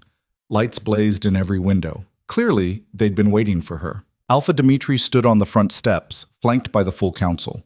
And beside him, looking like he'd aged years in the weeks since she'd last seen him, stood Rhett. Their eyes met across the distance. The bond flared to life, stronger than it had ever been. Nyra could feel everything he was feeling, the shock, the confusion, the guilt, the something else she couldn't quite identify. And she knew he could feel her too, could feel the power rolling off her in waves, could sense that she was different, transformed, nothing like the broken wolf he'd rejected. Nyra Hale, Dimitri said formally, you were summoned to answer charges. Instead, you've invaded pact territory without permission. That alone is grounds for it. I came as ordered, Nyra interrupted. Her voice was calm, but it carried. Everyone in the courtyard could hear her clearly. I'm here to answer your questions, to explain what's happened, but I won't be threatened or intimidated. Those days are over. One of the council members, Elder Thorne, who'd always hated her, stepped forward. You forget yourself, outcast. You have no right to speak to an alpha with such... I have every right. Nyra let just a hint of her power show, just enough that the wolves closest to her shifted uncomfortably. Because I'm not an outcast, not anymore. I'm what your pack tried to suppress, what your precious traditions tried to destroy. She walked forward slowly. Guards moved to intercept her, but stopped when Dimitri raised a hand. I'm a true alpha, Nyra continued. Born with inherent dominance that has nothing to do with your councils or your bloodlines or your politics. You felt it in me, didn't you? That's why you cast me out. Why you made me believe I was broken. Because a true alpha doesn't fit into your neat hierarchy. Lies, Thorne spat. True alphas are myth. Stories told to... Nyra released her power. Not all of it, just enough. Just a pulse that washed over the assembled wolves like a wave. Half of them dropped to their knees, including several council members, including the guards who'd been advancing on her. Dimitri remained standing, but she could see the strain in his face, the effort it took to resist. Rhett had gone white. He stood frozen, the bond between them singing with power and recognition and something that might have been regret. Not a myth, Nyra said quietly. Real. And standing right in front of you. She released the pressure. Wolves gasped, staggering back to their feet. Now, she continued, you wanted to talk about what's happening in the borderlands, about my seditious activities. So let's talk. But we do it as equals. Or you can try to force me into submission, and we'll see how that works out for you. The silence was profound. Then Dimitri nodded slowly. Inside, council chambers, just you and the leadership. Agreed. As they filed into the pack house, Rhett fell into step beside her. The bond thrummed between them, impossible to ignore. Nyra, he whispered. I didn't know. I swear I didn't understand what you... Don't. She didn't look at him. Don't you dare apologize now. You made your choice. You rejected me in front of everyone. You sent me to die in the borderlands. Now she did look at him, and he flinched at what he saw in her eyes. So no, you don't get to feel sorry now that I turned out to be powerful. You don't get redemption. I know I don't deserve... You're right, you don't. They entered the council chambers, the same room where she'd been judged, where she'd been declared unworthy. But this time, when she took her seat, it wasn't in the position of the accused. It was at the head of the table, in the chair reserved for visiting alphas, and no one, not even Dmitri, challenged her right to sit there. The meeting lasted 3 hours. They questioned her about the borderlands, about what she'd done to the Black Ridge Pack, about her plans for Border Camp 7. Nyra answered honestly. She wasn't trying to start a war, she explained. She was trying to survive, to build something for wolves who'd been cast aside. But you're claiming independent territory, Dmitri said. Territory that officially belongs to the Kalor Pack. Territory you abandoned, Nyra countered. Territory you use as a dumping ground. You don't protect those wolves. You don't provide for them. You just exploit their labor and pretend they don't exist. That's how labor camps work, Thorne said. They're not meant to be comfortable. They're punishment. For what? What did Thomas do to deserve dying alone in a freezing cabin? What did the wolves buried in those mine collapses do? They were cast out for being inconvenient, for not fitting perfectly into your system. Nyra leaned forward. I'm offering them something different, a place where strength isn't determined by bloodline or politics, where worth is proven through action. You're describing chaos, another council member said. Without structure, without hierarchy, there's only violence. There's already violence. I'm just choosing who it's directed at. Dmitri studied her for a long moment. And if we refuse to recognize your claim, if we send forces to retake Border Camp 7, Nyra met his eyes steadily. Then you'll lose, because I'm not fighting alone anymore. Every outcast in the borderlands is watching what happens here, watching to see if there's really an alternative to the system that destroyed them. If you come at us, you won't just be fighting 50 wolves, you'll be fighting an idea. And ideas are a lot harder to kill than people. The bond with Rhett pulsed. She could feel his admiration mixing with his guilt, could sense him understanding just how badly he'd miscalculated. We need to deliberate, Dmitri said finally. You'll wait here. No, Nyra stood. I'll wait outside. I won't be locked in this room again. She walked out before they could protest. Outside, in the corridor, she finally let herself breathe. The confrontation had taken more out of her than she'd expected.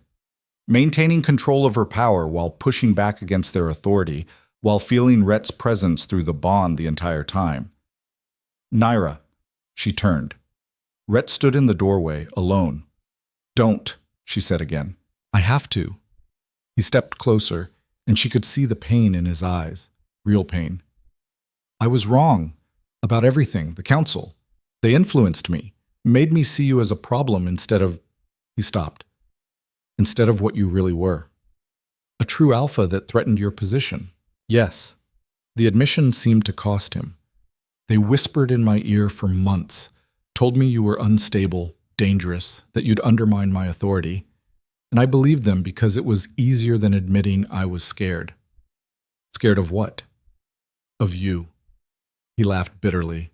Of how strong you were becoming. Of how people listened to you, respected you. I felt it even then, your natural dominance. It made me feel weak, inadequate. So instead of supporting you, I destroyed you. Nyra wanted to feel vindicated, wanted to throw his words back in his face, but all she felt was tired. It doesn't matter now, she said quietly. What's done is done. The bond, Rhett started, is damaged, permanently. We're not mates, Rhett. We'll never be mates. That ship sailed when you rejected me. But it didn't break completely. That has to mean something. Before she could answer, the council chamber doors opened. Dmitri emerged, his expression unreadable. We've reached a decision, he announced. The entire pack seemed to hold its breath. Border Camp 7 and the surrounding territories will be granted conditional independence, Dmitri said. Conditional on you maintaining order, preventing raids on our territories, and continuing the ore shipments. Any violation of these terms will result in immediate military action. Nyra's heart pounded. Agreed. Furthermore, Dmitri continued, you will be recognized as alpha of your own pack, small as it may be. This recognition comes with responsibilities and obligations under pack law. I understand. And finally, Dmitri's eyes narrowed. The bond between you and Rhett will be formally dissolved. Completely. No lingering connections, no claims. You go your separate ways. Nyra glanced at Rhett. He looked stricken. That's acceptable, she said. Nyra? Rhett reached for her. The doors exploded inward. Wolves poured into the corridor, 20, 30 of them, armed and armored. At their head was a massive male with a scarred face that Nyra recognized immediately. Marcus Vex, third of the Blackridge pack. But he wasn't alone. Behind him stood Victor Blackridge himself, the Alpha, a wolf of legendary brutality with eyes like ice chips and a smile that promised violence. My apologies for the interruption, Victor said, his voice smooth as poisoned honey. But I couldn't let this little reunion conclude without making my position clear. He looked directly at Nyra. You humiliated my third, made my wolves run like frightened pups. That kind of insult demands a response. Victor, Dmitri said sharply, this is Kaelor Pack territory. You have no jurisdiction? No right to be here? Victor's smile widened. True, but I'm not here as an alpha. I'm here as a challenger, he pointed at Nyra. I challenge you, true alpha, single combat, right here, right now. You win, I leave your little camp alone forever. I win. His smile turned vicious, and every wolf who follows you becomes property of the Blackridge Pack. The corridor erupted in shouts. Dmitri was protesting. Council members were arguing. Rhett was moving toward Nyra, the bond flaring with panic. But Nyra only had eyes for Victor. She could feel the power in him, real power. He was strong, experienced, and absolutely confident. This was a fight she might not win, but if she refused, she'd lose everything she'd built. Every outcast who'd started to believe in her would be proven right to doubt. She stepped forward. I accept. The ceremonial fighting grounds behind the pack house had seen blood before. Generations of challenges, duels, and dominance fights had soaked into the packed earth until the ground itself seemed to remember violence. Torches ringed the space, their flames casting dancing shadows across the assembled crowd. Word had spread with impossible speed. Pack members visiting wolves from neighboring territories. Even some of the border guards had abandoned their posts to witness this. A true alpha versus the most brutal pack leader in the borderlands. It was the kind of spectacle that would be talked about for years. Nyra stood on one side of the circle, removing her jacket. The night air was cold against her skin, but she barely felt it. The power inside her was running hot, singing through her veins, making her hyper-aware of everything, every heartbeat in the crowd, every shift of weight, every breath. Across from her, Victor Blackridge stretched like a predator preparing for a hunt. He was massive, easily 6'4", with the kind of muscle that came from a lifetime of violence. Scars decorated his arms and chest like trophies. His eyes were the pale blue of winter ice, completely devoid of mercy. You're smaller than I expected, he said conversationally. When Marcus described you, I pictured something more impressive. Funny, Nyra replied. You're exactly what I expected. Another bully who thinks size equals strength. Victor's smile widened.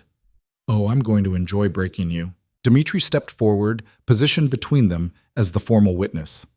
The challenge has been issued and accepted.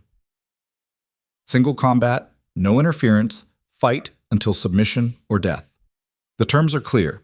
If Nyra Hale wins, the Blackridge Pack relinquishes all claims and threats against Border Camp 7. If Victor Blackridge wins, all outcasts who follow Nyra become Blackridge Pack property. Agreed, Victor said. Nyra nodded, her eyes never leaving her opponent. In the crowd, she could feel Rhett's presence through the bond. His terror was palpable, mixing with something else. Regret so profound it threatened to overwhelm her own emotions. She shoved it aside. Whatever he felt now didn't matter. This fight was all that mattered. Begin! Dmitri stepped back. Victor moved. For a wolf his size, he was fast. Impossibly fast. He closed the distance in 2 strides, his fist aimed at her face with enough force to shatter bone. Nyra dodged left, barely. She felt the wind of his punch against her cheek. used his momentum against him, drove her elbow into his exposed ribs. The impact should have cracked bone. Instead, it felt like hitting reinforced concrete. Victor didn't even flinch. He spun, faster than she expected, caught her with a backhand that sent her stumbling. Blood filled her mouth. Her vision swam. The crowd roared. "That's it?" Victor laughed. "That's the true alpha who made my wolves run? I've fought pups with more fight in them." Nyra spat blood onto the ground and centered herself. She'd made a mistake. Fought him like a normal opponent. But this wasn't a normal fight. This wasn't about technique or speed. This was about power. She let it rise. The glow returned to her eyes, amber light cutting through the darkness. The air around her began to shimmer with heat distortion, visible even to the ordinary pack members in the crowd. Victor's smile faltered. Just for a second. Just long enough for Nyra to see the calculation behind his eyes. He'd expected her power, had come prepared for it. But preparation and experiencing were two different things. Nyra attacked. She moved with speed that defied physics, closing the gap before Victor could fully react. Her fist connected with his jaw, and this time he felt it. His head snapped back. Blood sprayed from split lip. She didn't give him time to recover, pressed her advantage, landing a combination of strikes, ribs, solar plexus, throat, each one backed by power that made the air crack. Victor blocked the throat strike, barely, grabbed her arm and twisted, trying to break the joint. Pain exploded through Nyra's shoulder. She felt bone grinding, felt the joint starting to dislocate. Instead of pulling away, she stepped into him, used the momentum to drive her forehead into his nose. Cartilage shattered. Victor's grip loosened. Nyra wrenched free and created distance, breathing hard. Her shoulder throbbed, not broken, but damaged. Victor's nose was a ruin of blood and broken bone, but he was smiling again. "Better," he said, his voice distorted by the injury. "Much better, but still not enough." He shifted. The transformation was brutal, incomplete, more monster than wolf. His bones cracked and reformed, his muscles bulging to inhuman proportions. He stayed partially upright, maintaining human dexterity while gaining animal strength. A combat shift. Illegal in most territories because of how dangerous it was, how unstable. But out here, in a challenge to the death, there were no rules. The crowd gasped. Several wolves backed away from the circle. Nyra felt a flicker of fear.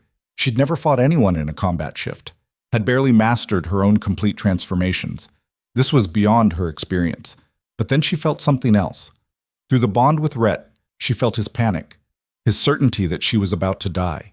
And something in her rebelled against that certainty, against the idea that she'd survived everything, the rejection, the exile, the mines, the raiders, only to fall here. No, she'd come too far, become too much. Nyra let go of control. Her shift was nothing like Victor's. Where his was brutal and forced, hers flowed like water. Her bones realigned without pain, her muscles strengthened without strain. Power flooded through her in a wave that made the previous surges seem like ripples. When the transformation completed, she stood in a form she'd never achieved before. Larger than her normal wolf, sleeker, with eyes that glowed like molten gold, and a presence that made every wolf in attendance feel the instinctive urge to submit. This was what a true alpha looked like when they stopped holding back. Victor's confidence cracked. She could see it in his stance, in the way he hesitated before attacking. They clashed in the center of the circle. The fight became primal. Fangs and claws, strength against strength, dominance against experience. They rolled across the ground, each trying for the throat, neither giving quarter. Blood stained the earth. Nyra didn't know if it was hers or his or both. Victor was stronger. His experience showed in every calculated movement, every precise strike. But Nyra was faster. More than that, she could feel his intentions before he acted, could sense the minute shifts in his weight and balance that telegraphed his attacks. The power flowing through her wasn't just physical, it was awareness, understanding, connection to something deeper than conscious thought. She began to anticipate him, dodge strikes before he fully committed to them, countered attacks he hadn't finished planning. It was like fighting someone moving through water while she moved through air. Victor realized it too. Frustration bled into his movements. He started taking risks, committing to attacks that left him exposed. Nyra capitalized. She caught his foreleg during an overextended lunge, twisted with all her strength, felt bones snap. Victor howled in pain and rage, tried to use his other limbs to compensate, but the injury had thrown off his balance. Nyra pressed her advantage mercilessly, drove him back across the circle, landed blow after blow, each one eroding his defense. The crowd's roar became deafening. Victor stumbled, fell to 3 legs, his broken foreleg useless. Blood matted his fur. One eye was swollen shut, but he wasn't done. With a desperate burst of speed, he lunged for Nyra's throat, a last-ditch attack that sacrificed all defense for a chance at a killing blow. Nyra met him head-on. They collided with enough force to shake the ground. Fangs sought flesh. For a frozen moment, the outcome hung in balance. Then Nyra's jaws closed around his throat. Not a killing bite, a dominance hold. The position that in wolf combat meant absolute submission or death. She held him there, her teeth against his jugular, her power radiating outward in waves that made every wolf in attendance feel it in their bones. Victor went still, completely still. His remaining good eye stared up at her, and for the first time since the fight began, she saw fear there. Real fear. The challenge was over. Nyra released him and stepped back, shifting to human form. The transformation left her gasping, covered in blood and sweat and dirt. Her shoulder still throbbed. Cuts and bruises decorated her skin. But she was standing, and Victor was on the ground, unable to rise. The crowd was silent, absolutely silent. Hundreds of wolves witnessing something they'd never expected to see. Victor Blackridge, the terror of the borderlands, defeated. Dimitri stepped forward, his voice formal but shaking slightly. The challenge is concluded. Nyra Hale is victorious. The terms are binding. The Blackridge Pack relinquishes all claims against Border Camp 7. Victor shifted back to human form with obvious effort. His leg was broken, his face a mess of blood and swelling. But when he spoke, his voice was steady. I accept the terms. The Blackridge Pack will honor them. He met Nyra's eyes. You fought well, True Alpha. Better than I expected, better than I deserved. There was respect in his voice. Genuine respect. Nyra extended her hand. After a moment's hesitation, Victor took it, allowing her to help him to his feet. Your wolves will be treated fairly if they come to our territory, Nyra said quietly. We're not your enemies unless you make us so. Victor laughed, the sound pained. You just broke my leg and beat me in front of half the borderlands. I think we're past friendship. I didn't say friends. I said not enemies. There's a difference. He studied her for a long moment. You really mean that? You're not going to press your advantage, try to conquer our territory while we're weak. I'm trying to build something, not destroy something. There's enough destruction already. Victor nodded slowly. Then you're either the wisest alpha I've met or the most naive. Time will tell which. He gestured to his wolves. We're leaving, and we'll honor the terms. But mark my words, True Alpha. What you did here tonight will spread. Every pack in the borderlands will hear about this. Some will respect you. Others will see you as a threat that needs to be eliminated. Let them come, Nyra said. She was too exhausted to feel afraid. I'll deal with them the same way I dealt with you. After the Blackridge wolves departed, helping their wounded alpha, the crowd began to disperse, but not before dozens of them approached Nyra, some to offer congratulations, others to simply stare at her like she was some kind of mythical creature. A few outcasts from other camps pushed through the crowd. Is it true? One asked, a thin female with desperate eyes. Are you really building a place for wolves like us? Somewhere we don't have to be nothing? Nyra looked at her, at the hope written across her gaunt face, at the others gathering behind her, all wearing the same expression. Yes, she said, it's true. Border Camp 7 is open to anyone willing to work, to fight, to build something better. You're welcome there. The female started crying. Others joined her.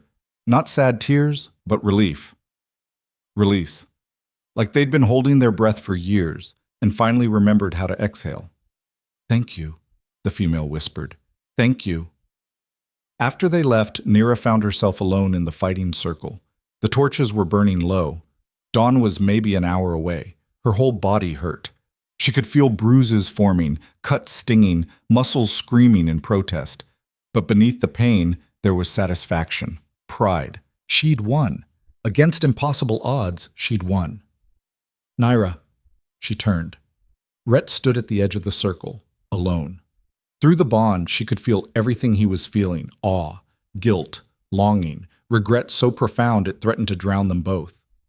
"Don't," she said, but without the earlier venom. She was too tired for anger. "I know you don't want to hear it. I know I don't deserve—" He stopped, started again. "I was wrong. About everything. And watching you tonight, seeing what you've become—" "What I always was," Nyra corrected.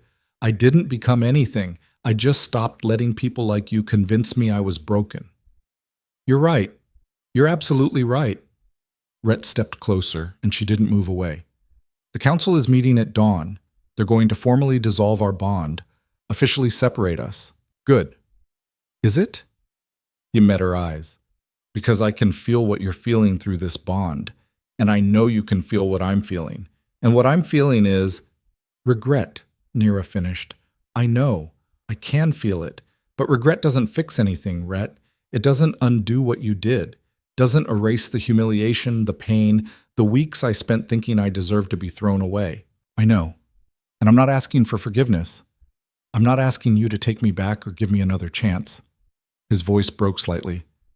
"I'm just asking you to understand that I see you now, really see you, and I'm sorry I didn't before." Nyra was quiet for a long moment. The bond pulsed between them, that damaged connection that refused to die completely. "I see you too," she said finally. "I see a wolf who let fear make his decisions, who chose politics over partnership, who threw away something real because keeping it was hard." She held his gaze. "But I also see someone who's genuinely sorry, who understands what he lost, and maybe eventually, that'll be enough." "Enough for what?" "Enough for us to be allies instead of enemies. Enough for the bond to finally completely break without destroying both of us." She smiled sadly. "But not enough for anything more. That's gone, Rhett. You killed it when you rejected me." He nodded, grief written across his face. "I understand." "Good.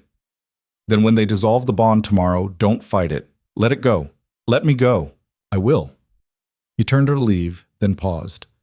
"For what it's worth, I'm proud of you, of what you've built, what you've become. You're going to change everything." "I know," Nyra said, and she meant it.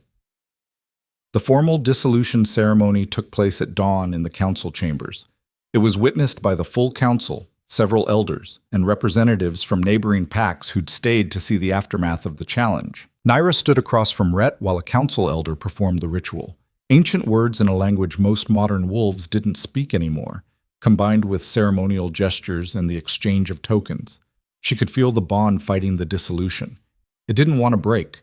Despite everything, despite the damage and pain, it still connected them.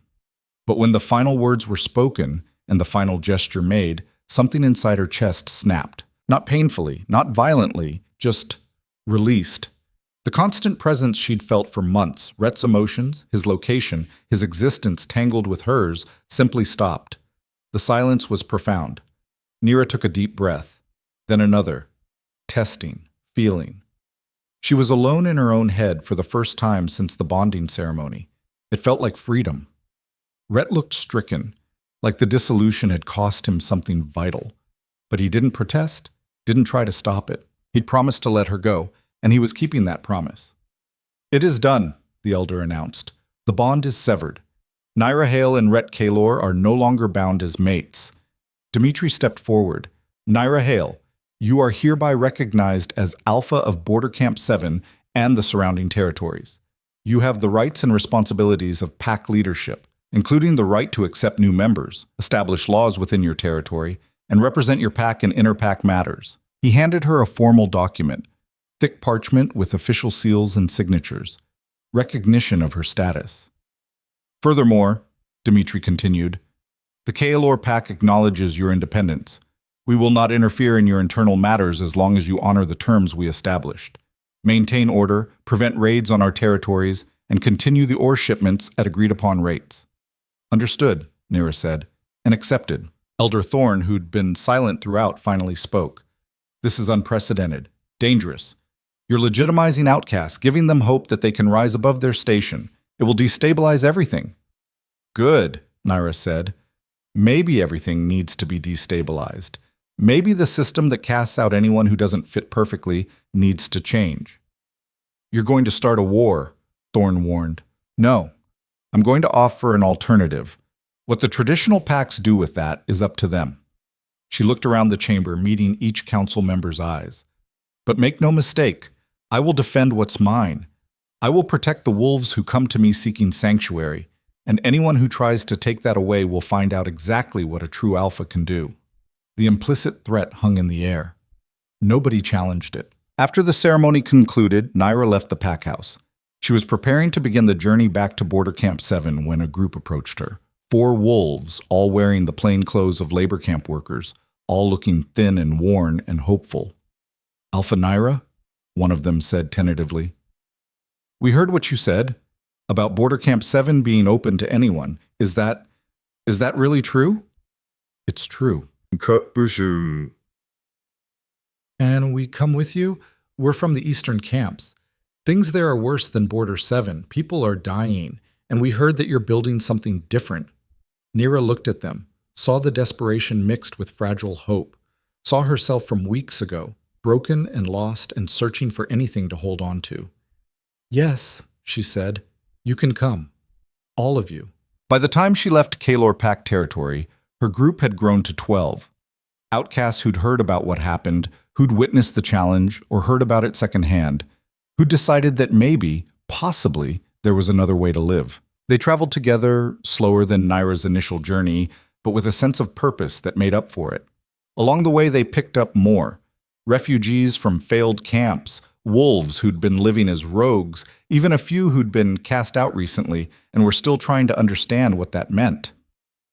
By the time they reached Border Camp 7, Nyra led a group of 37 wolves. Henrik was the first to greet them, standing at the camp entrance with an expression of shocked approval. You did it. You actually did it. Did you doubt me? Nyra asked, though her smile said she wasn't offended. Honestly? A little. He looked at the group behind her. But clearly I shouldn't have. Welcome home, Alpha. Alpha. The title still felt strange, foreign, like clothes that didn't quite fit. But as Nyra entered the camp, her camp, and saw the changes that had occurred in her absence, saw the structures being built and the wolves working together with purpose instead of despair, she started to understand what it meant. It wasn't about dominance or control. It was about responsibility, about building something worth protecting. The outcasts gathered as word of her return spread. Kendra emerged from the administrative building, relief evident on her face. Even Varric and his group approached, though they kept their distance. You're back? Kendra said. And you brought recruits? New members, Nyra corrected. Wolves looking for a place to belong. We're going to need to expand the cabins, increase food production, organize proper training. Already started, Henrik interrupted. While you were gone, we made some improvements. Nothing major, but enough to accommodate growth. He gestured around the camp. Nyra looked more carefully and saw what she'd missed initially. New construction on the eastern side, expanded gardens, a proper training area that hadn't existed before. You've been busy, she said. We had motivation. Word about your challenge spread fast. Wolves from other camps started showing up, asking if the rumors were true. We've been turning people away because we didn't have space or supplies. Henrik's expression was serious. But now that you're officially recognized, now that we have legitimacy, things are going to change. Fast. He wasn't wrong. Over the next week, the camp transformed. The trickle of newcomers became a flood. Wolves arrived daily, some alone, others in small groups, all of them seeking the same thing, a chance to be more than outcasts, more than forgotten labor. Nyra threw herself into organization. She established basic laws: no theft, no unnecessary violence, everyone contributes according to their ability. She set up work rotations, training schedules, resource management. It was exhausting, overwhelming. Nothing in her life had prepared her for leadership on this scale, but she had help. Henrik handled logistics with an efficiency that suggested he'd been waiting years for this opportunity. Kendra managed supplies and administration, her natural skepticism actually an asset in preventing waste.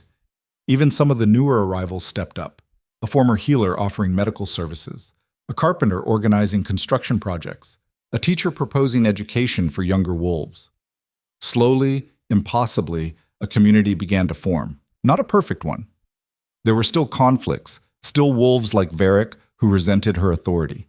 Still moments when Nyra questioned whether she was doing the right thing, making the right choices.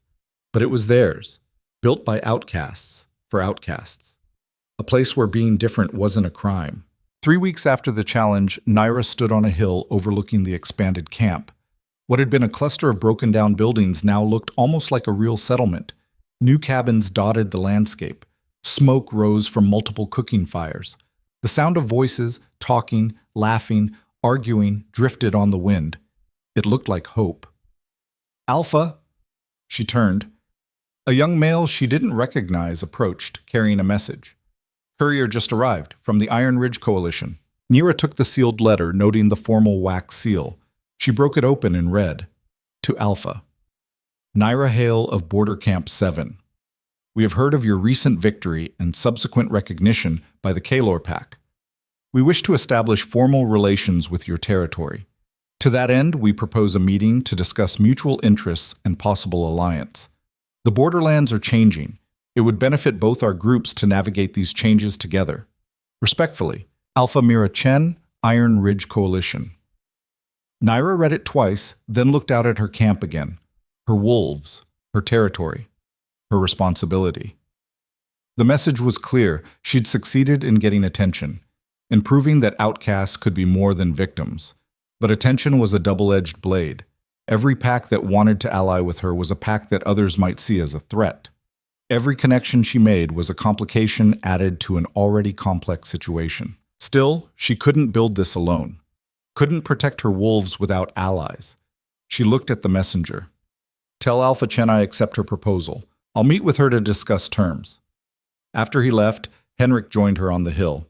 "You know what you're doing?" he asked. "Not even a little bit," Nyra admitted. "I'm making this up as I go, hoping I don't get everyone killed." That's more honesty than most alphas would admit. Henrik was quiet for a moment. "For what it's worth, I think you're doing well. Better than well. You're giving these wolves something they've never had. A future." Nyra thought about Rhett, about the council that had judged her, about every wolf who'd looked at her and seen only weakness and instability. "You know what's funny," she said. "They tried to destroy me because I didn't fit, because I questioned things, because I wasn't content to be quiet and obedient." She smiled. "And all they did was create exactly what they feared, a true alpha with nothing to lose and everything to prove." "Think you'll see any of them again? The Kalor Pack?" "Probably. The borderlands aren't that big, and politics have a way of pulling people back together." She paused. "But when I do, it'll be as an equal, not as the rejected mate, not as the broken outcast, as someone who built something real out of the ashes they left me in." Below them, a group of wolves was conducting evening training. Nyra recognized several faces, outcasts who'd been here when she arrived, mixed with newcomers. They worked together, correcting each other's stances, offering encouragement, building something. "Come on," Nyra said to Henrik. "We've got work to do. If we're going to meet with the Iron Ridge Coalition, we need to be ready. Need to show them we're a real pack, not just a collection of refugees." "We are a real pack," Henrik said, "because of you." "No," Nyra corrected as they walked down the hill toward camp. "Because of all of us. I just gave people a reason to believe it was possible." That night, lying in her cabin, a real cabin now, properly built with solid walls and a working stove, Nyra thought about how far she'd come. From the rejected mate standing in chains before her pack, to alpha of her own territory. From the broken wolf who couldn't shift properly, to a true alpha who defeated one of the borderlands' most feared leaders. The journey had cost her, blood and pain and pieces of herself she'd never get back. But it had also given her something she'd never had before. Purpose. Power. People who believed in her not because they had to, but because she'd proven herself worthy. She closed her eyes, feeling the weight of responsibility settle on her shoulders like a familiar coat. Tomorrow would bring new challenges. More decisions to make, more wolves to protect, more threats to face. But tonight, just for tonight, she let herself feel something she hadn't felt in a long time. Pride. She'd survived. More than survived, she'd risen. And this was just the beginning. The meeting with Alpha Nyra Chen was scheduled for neutral territory, an old trading post halfway between Border Camp 7 and Iron Ridge Coalition lands. Nyra brought Henrik and 3 of her strongest fighters, wolves who'd proven themselves in the weeks of training and could be trusted not to embarrass her in front of potential allies. The trading post was exactly what she'd expected: weathered wood, broken windows, the kind of place that had seen better days and worse ones. A fire burned in the center courtyard, more for light than warmth, though the spring air still carried winter's bite. Nyra Chen arrived with her own escort. She was older than Nyra by maybe 15 years, with silver threading through her dark hair and the kind of scars that spoke of a lifetime navigating borderland politics. Her eyes were sharp, calculating, missing nothing. They faced each other across the fire. "Alpha Nyra," Nyra said, her voice neutral. "Thank you for agreeing to meet." "Alpha Chen." Nyra kept her posture relaxed but ready. "Your message mentioned mutual interests. I'm curious what those might be." "Direct. I like that." Nyra gestured to the rough benches surrounding the fire. "Shall we sit? This might take a while." They sat. Henrik positioned himself at Nyra's right, while Nyra's second, a stocky male with watchful eyes, took the left. "The borderlands are changing," Nyra began. "Your victory over Victor Blackridge proved something everyone suspected, but nobody wanted to acknowledge. The old power structures are vulnerable. A true alpha with nothing to lose and everything to prove can shake the foundations." "I'm not trying to shake anything," Nyra said. "I'm just trying to build a place where outcasts can survive." "Maybe. But intention and impact are different things." Nyra leaned forward. "Since your challenge, 7 labor camps have reported uprisings. Outcasts demanding better conditions, refusing to work under the old terms. 3 camps have completely emptied. The workers just left, walked away into the wilderness, rather than keep serving packs that treat them like disposable tools." Nyra felt a flicker of unease. "I didn't tell them to do that." "You didn't have to. You gave them hope. Showed them that resistance was possible, that outcasts could be more than victims." Nyra's expression was unreadable. "The question is, what are you going to do about it?" "About what?" "About the fact that you're accidentally starting a revolution." Nyra pulled out a map, spreading it on the ground between them. "Look, these are the labor camps. These are the territories controlled by traditional packs. And these," she marked several locations with stones, "are places where outcasts have gathered, trying to recreate what you built." There were at least a dozen marked locations, all of them in vulnerable positions, exposed to retaliation from the packs whose authority they'd rejected. "They're going to get slaughtered," Henrik said quietly. "Probably," Nyra agreed, "unless someone helps them. Unless someone with the power and legitimacy to stand against the traditional packs offers protection." Nyra understood.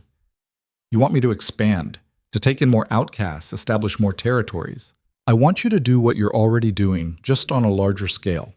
The Iron Ridge Coalition controls significant territory. We could offer protection to some of these groups, but we don't have the numbers or the resources to cover them all. If we work together—" "You want an alliance," Nyra said. "I want to prevent a massacre. The traditional packs are scared. Scared wolves do stupid, violent things. If we can establish a network of protected territories, show that there's an organized alternative rather than just chaos, maybe we can avoid bloodshed." "Or maybe we just paint bigger targets on ourselves," one of Nyra's fighters said. Nyra shrugged. "That's possible. But the targets are already there. The question is whether you want to face what's coming alone or with allies." Nyra studied the map, studied Mira's face, tried to read between the words to understand what the Alpha really wanted. "What do you get out of this?" she asked bluntly. Nyra smiled. "Besides the satisfaction of disrupting pack politics, the Iron Ridge Coalition has always been on the fringe. Not quite outcast, but not quite accepted either. An alliance with you legitimizes us, gives us connections we've never had. Plus, if this revolution you're accidentally starting succeeds, I want to be on the winning side. And if it fails? Then we'll have tried to do something good, and that'll have to be enough." Nyra met her eyes. "I won't lie to you, Alpha Nyra. This is dangerous. What you're proposing, what you're building, threatens everything the traditional packs have built their power on. They won't go quietly, but I think it's worth the risk." Nyra looked at Henrik. He gave a slight nod. "All right," she said, "let's talk terms. Let's They negotiated for 3 hours. Trade agreements, mutual defense pacts, protocols for accepting refugees from each other's territories. It was exhausting, detail-oriented work that made Nyra's head hurt. But by the end, they had the framework of an alliance. "One more thing," Mira said as they prepared to leave. "The Kaelor Pack has been making inquiries about you, about your territory, about your intentions." Nyra's stomach tightened. "What kind of inquiries?" "The cautious kind. They're trying to understand if you're a threat or an opportunity. My sources say there's a faction within their council that wants to eliminate you before you become too powerful. Another faction thinks you could be useful, a buffer between them and the more aggressive borderland packs. And which faction is winning? Right now? Neither. They're deadlocked. But that won't last." Mira's expression was serious. "Be careful, Alpha Nyra. You've accomplished incredible things, but you've also made yourself a target. The higher you rise, the harder they'll try to bring you down." After Mira and her wolves left, Nyra sat by the dying fire with Henrik. "What do you think?" she asked. "I think she's right, about all of it. The revolution, the danger, the need for allies." He poked at the embers with a stick. "I also think you're in way over your head." "Thanks for the vote of confidence. I didn't say you couldn't handle it, just that you're learning as you go, making mistakes, figuring things out on the fly." He smiled slightly. "But that's what leaders do. The ones who succeed aren't the ones who know everything. They're the ones who keep moving forward even when they're scared." She says, "I'm scared." Henrik just looked at her. "Okay, fine. I'm terrified." Nyra pulled her jacket tighter against the cold. "Every decision I make affects hundreds of wolves now. If I'm wrong, people die. People who trusted me, who believed I could build something better. So don't be wrong. That's not helpful. It's not supposed to be helpful. It's supposed to be honest." Henrik stood, stretching. "Come on, we should head back before someone decides to raid our camp while we're gone." The journey back took 2 days. When they crested the final hill and saw Border Camp 7 spread out below, Nyra stopped to take it in. The camp had grown again. New structures dotted the landscape, proper buildings now, not just repaired shacks. Fields were being cultivated on the eastern side. A defensive wall was under construction on the northern perimeter. It looked like a town, an actual town. "Home," Henrik said, something almost like pride in his voice. "Home." The word still felt foreign, but less so than it used to. They descended into camp and were immediately mobbed by wolves wanting updates, asking questions, seeking decisions on a dozen different issues. Kendra pushed through the crowd. "We need to talk. Now, privately." In Kendra's office, Nyra found herself facing a problem she'd been dreading. "We're out of space," Kendra said flatly. "Out of supplies, out of resources to handle the influx. Last week we had 200 wolves. This week it's nearly 400. At this rate, by next month we'll have 600, and we can't sustain that." "We'll expand," Nyra said. "With what?" "We're already stripping the forest faster than it can regrow. The mines are producing at maximum capacity. Food supplies are getting dangerously low." Kendra's frustration was evident. "I'm not saying we should stop accepting refugees. I'm saying we need to slow down, get organized, before we collapse under our own success." She was right. Nyra knew she was right, but the thought of turning away wolves seeking sanctuary, wolves who'd heard about what she'd built and traveled days or weeks to reach it. "We need more territory," Henrik said. "More resources. The alliance with Iron Ridge will help, but it's not enough." "Then we take it," Nyra said. Both of them stared at her. "Take what?" Kendra asked. "Territory, resources. There's unclaimed land to the south. Nobody's using it because it's too close to Black Ridge Pack lands and too far from Kaelor Pack protection. We claim it, establish outposts, create a network of settlements instead of trying to cram everyone into this one location." "That's..." Henrik paused. "That's actually not a terrible idea. High risk, but potentially high reward. It's expansion through conquest," Kendra said. Exactly what we're supposed to be opposing. Exactly what the traditional packs do." "No," Nyra corrected. "We're not taking it from anyone. We're settling empty land and defending it. There's a difference." "Is there? Because I guarantee the traditional packs won't see it that way." "Then they can challenge me, like Victor did, and we'll see how that works out for them." The blunt confidence in her own voice surprised Nyra. 3 months ago, she would have doubted every word, would have questioned whether she had any right to make such claims. But she'd changed. The power inside her had settled, become part of who she was rather than something foreign and frightening. She understood now what it meant to be a true alpha, not dominance for its own sake, but the absolute certainty that she could protect what was hers. All right, Kendra said slowly. Assuming we do this, assuming we claim new territory, how do we defend it? We're already stretched thin on patrols. We train more fighters, establish a real defense force, not just volunteers with mining tools. Nyra looked at Henrik. You have military experience. Can you organize it? I can try. It won't be pretty, and it won't be fast. But yeah, I can build something. They spent the next week planning, scouting the southern territories, identifying good locations for settlements, calculating resource needs and supply lines. It was exhausting, technical work that made Nyra miss the simplicity of just fighting, but it was necessary. On the 8th day, everything changed. Nyra was reviewing maps in her cabin when a commotion outside drew her attention. She emerged to find a crowd gathered near the main entrance, and at the center, Rhett.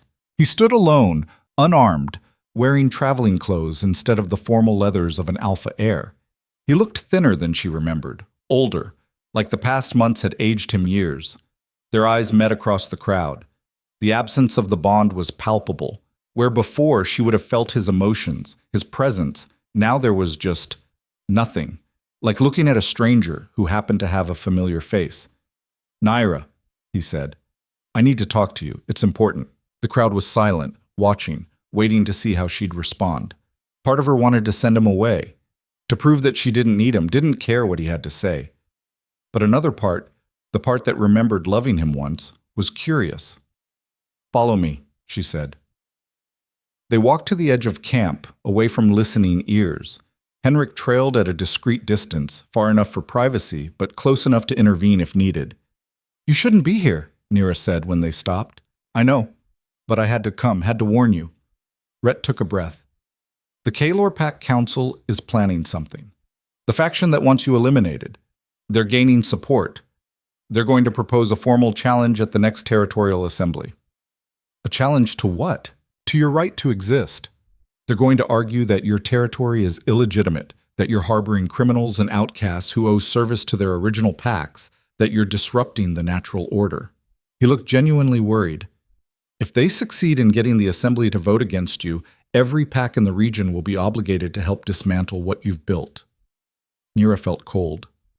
When? 3 weeks. The assembly meets at the spring gathering grounds. Every major pack will send representatives. And you're telling me this why? Feeling guilty? Yes, he said simply. I'm feeling guilty. But also because it's the right thing to do. Because what you've built here, it matters. It's changing things for the better, and I don't want to see it destroyed by pack politics. Nyra studied him. Without the bond, she couldn't sense his emotions, couldn't verify his sincerity. She had to rely on instinct, on what she knew of him, and her instinct said he was telling the truth. What do you think I should do? She asked. Attend the assembly. Defend yourself. You have allies now, Iron Ridge, probably others. Use them. Make the case that what you're doing isn't a threat, it's an evolution, that the borderlands need new approaches to old problems. And if they vote against me anyway? Rhett's expression was grim. Then you fight, and hope you're strong enough to win. After he left, Nyra called an emergency meeting with her inner circle, Henrik, Kendra, and the leaders of the various work groups that had formed. We have 3 weeks, she said, explaining the situation. 3 weeks to prepare for the possibility that every major pack in the region might come at us. We can't win that fight, Kendra said. Even with Iron Ridge's support, we're talking about thousands of wolves, organized armies with real weapons and training. Then we don't fight, Henrik said. We negotiate. We play politics.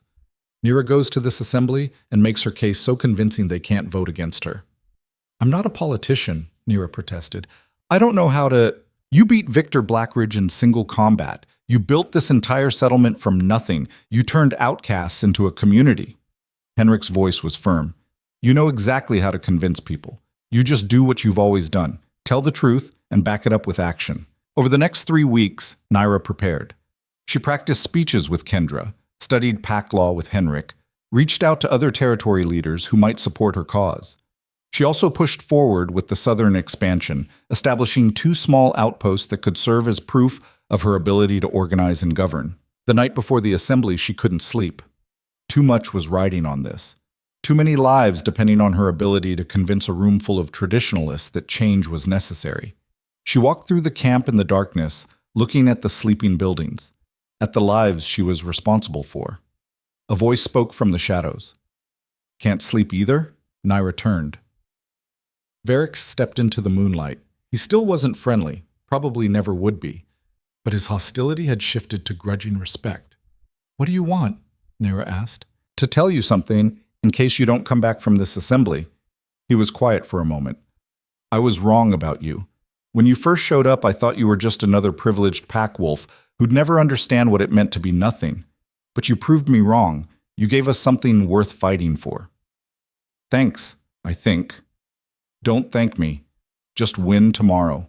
Because if you don't, everything we've built dies with you." The assembly grounds were massive, a natural amphitheater where packs had gathered for generations to settle disputes and make collective decisions. By the time Nyra arrived with her delegation, hundreds of wolves were already present. She recognized many of the pack representatives. The Kalor contingent, led by Dimitri with Rhett standing slightly behind. The Iron Ridge Coalition, with Mira Chen nodding acknowledgement when their eyes met. The Black Ridge Pack, with Victor himself present despite his injuries from their fight. And dozens of others.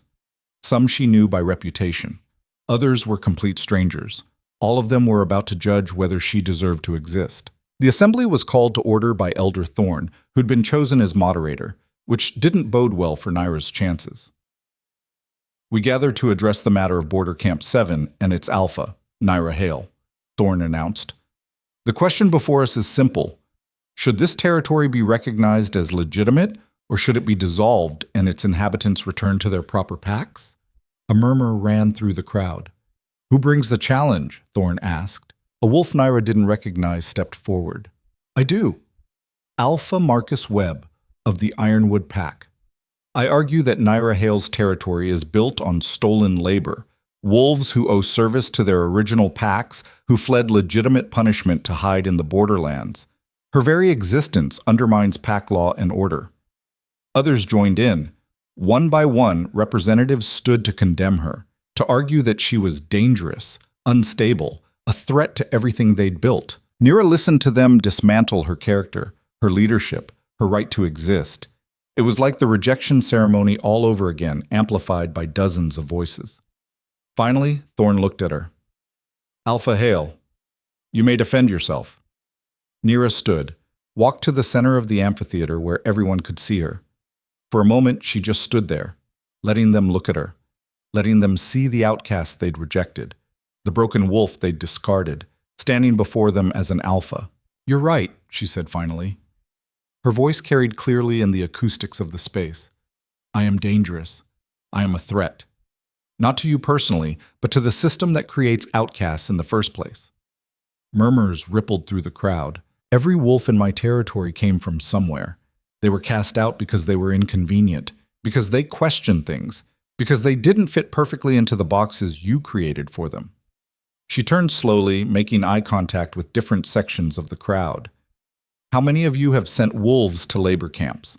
How many have rejected pack members for reasons that had nothing to do with actual wrongdoing and everything to do with politics?"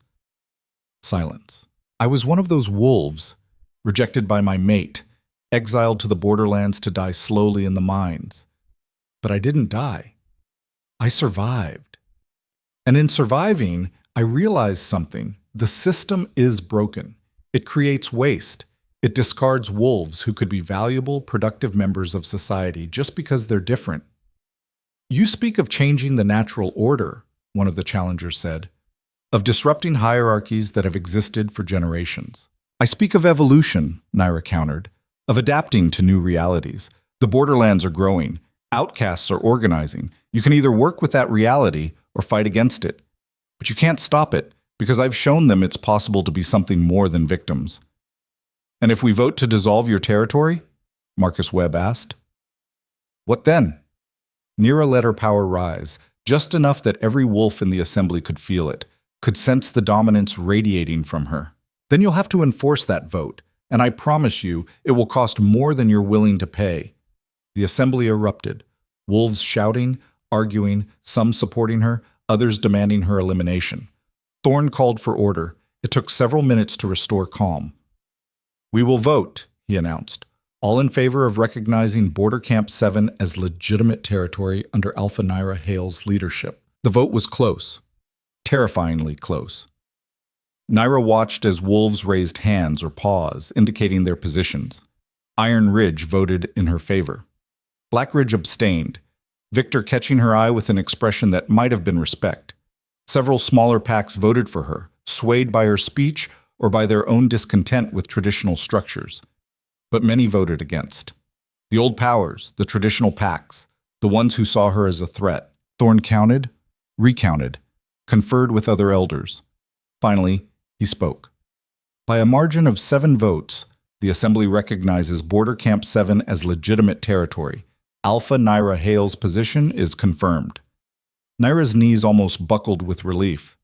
7 votes. That's how close she'd come to losing everything. But close didn't matter. She'd won. The Assembly dissolved into smaller conversations. Some packs approached her, offering congratulations or proposing alliances. Others glared but said nothing, their votes having failed to eliminate the threat they perceived. Red appeared at her side. "You did it! We did it!"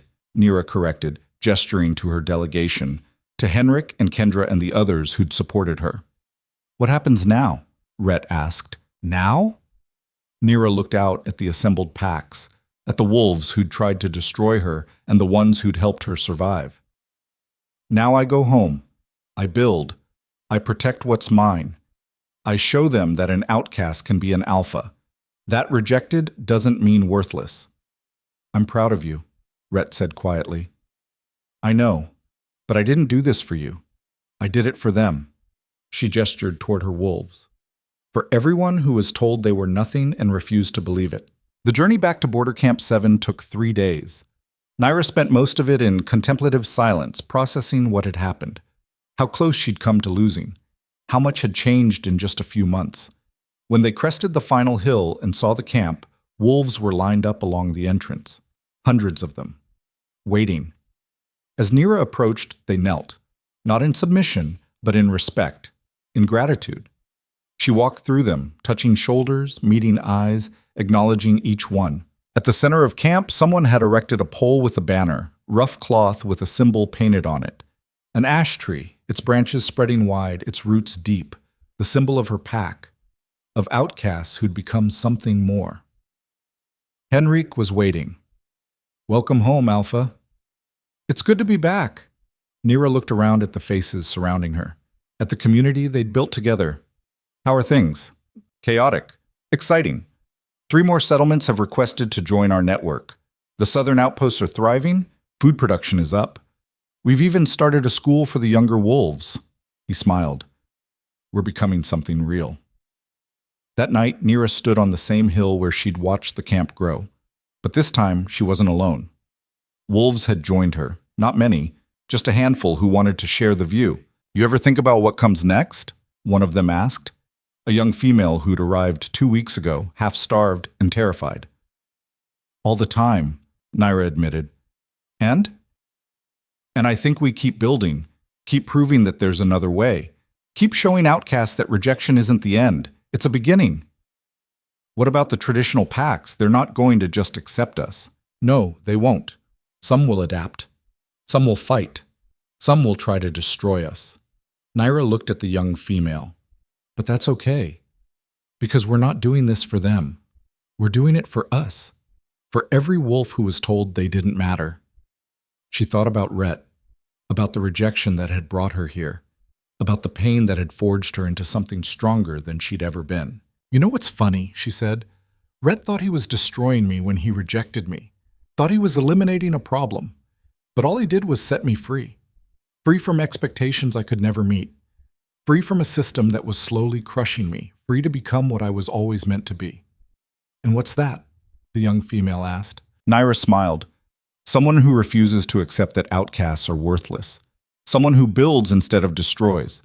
Someone who proves that the wolves who don't fit into neat boxes are often the ones who change everything. Below them, the camp was settling in for the night.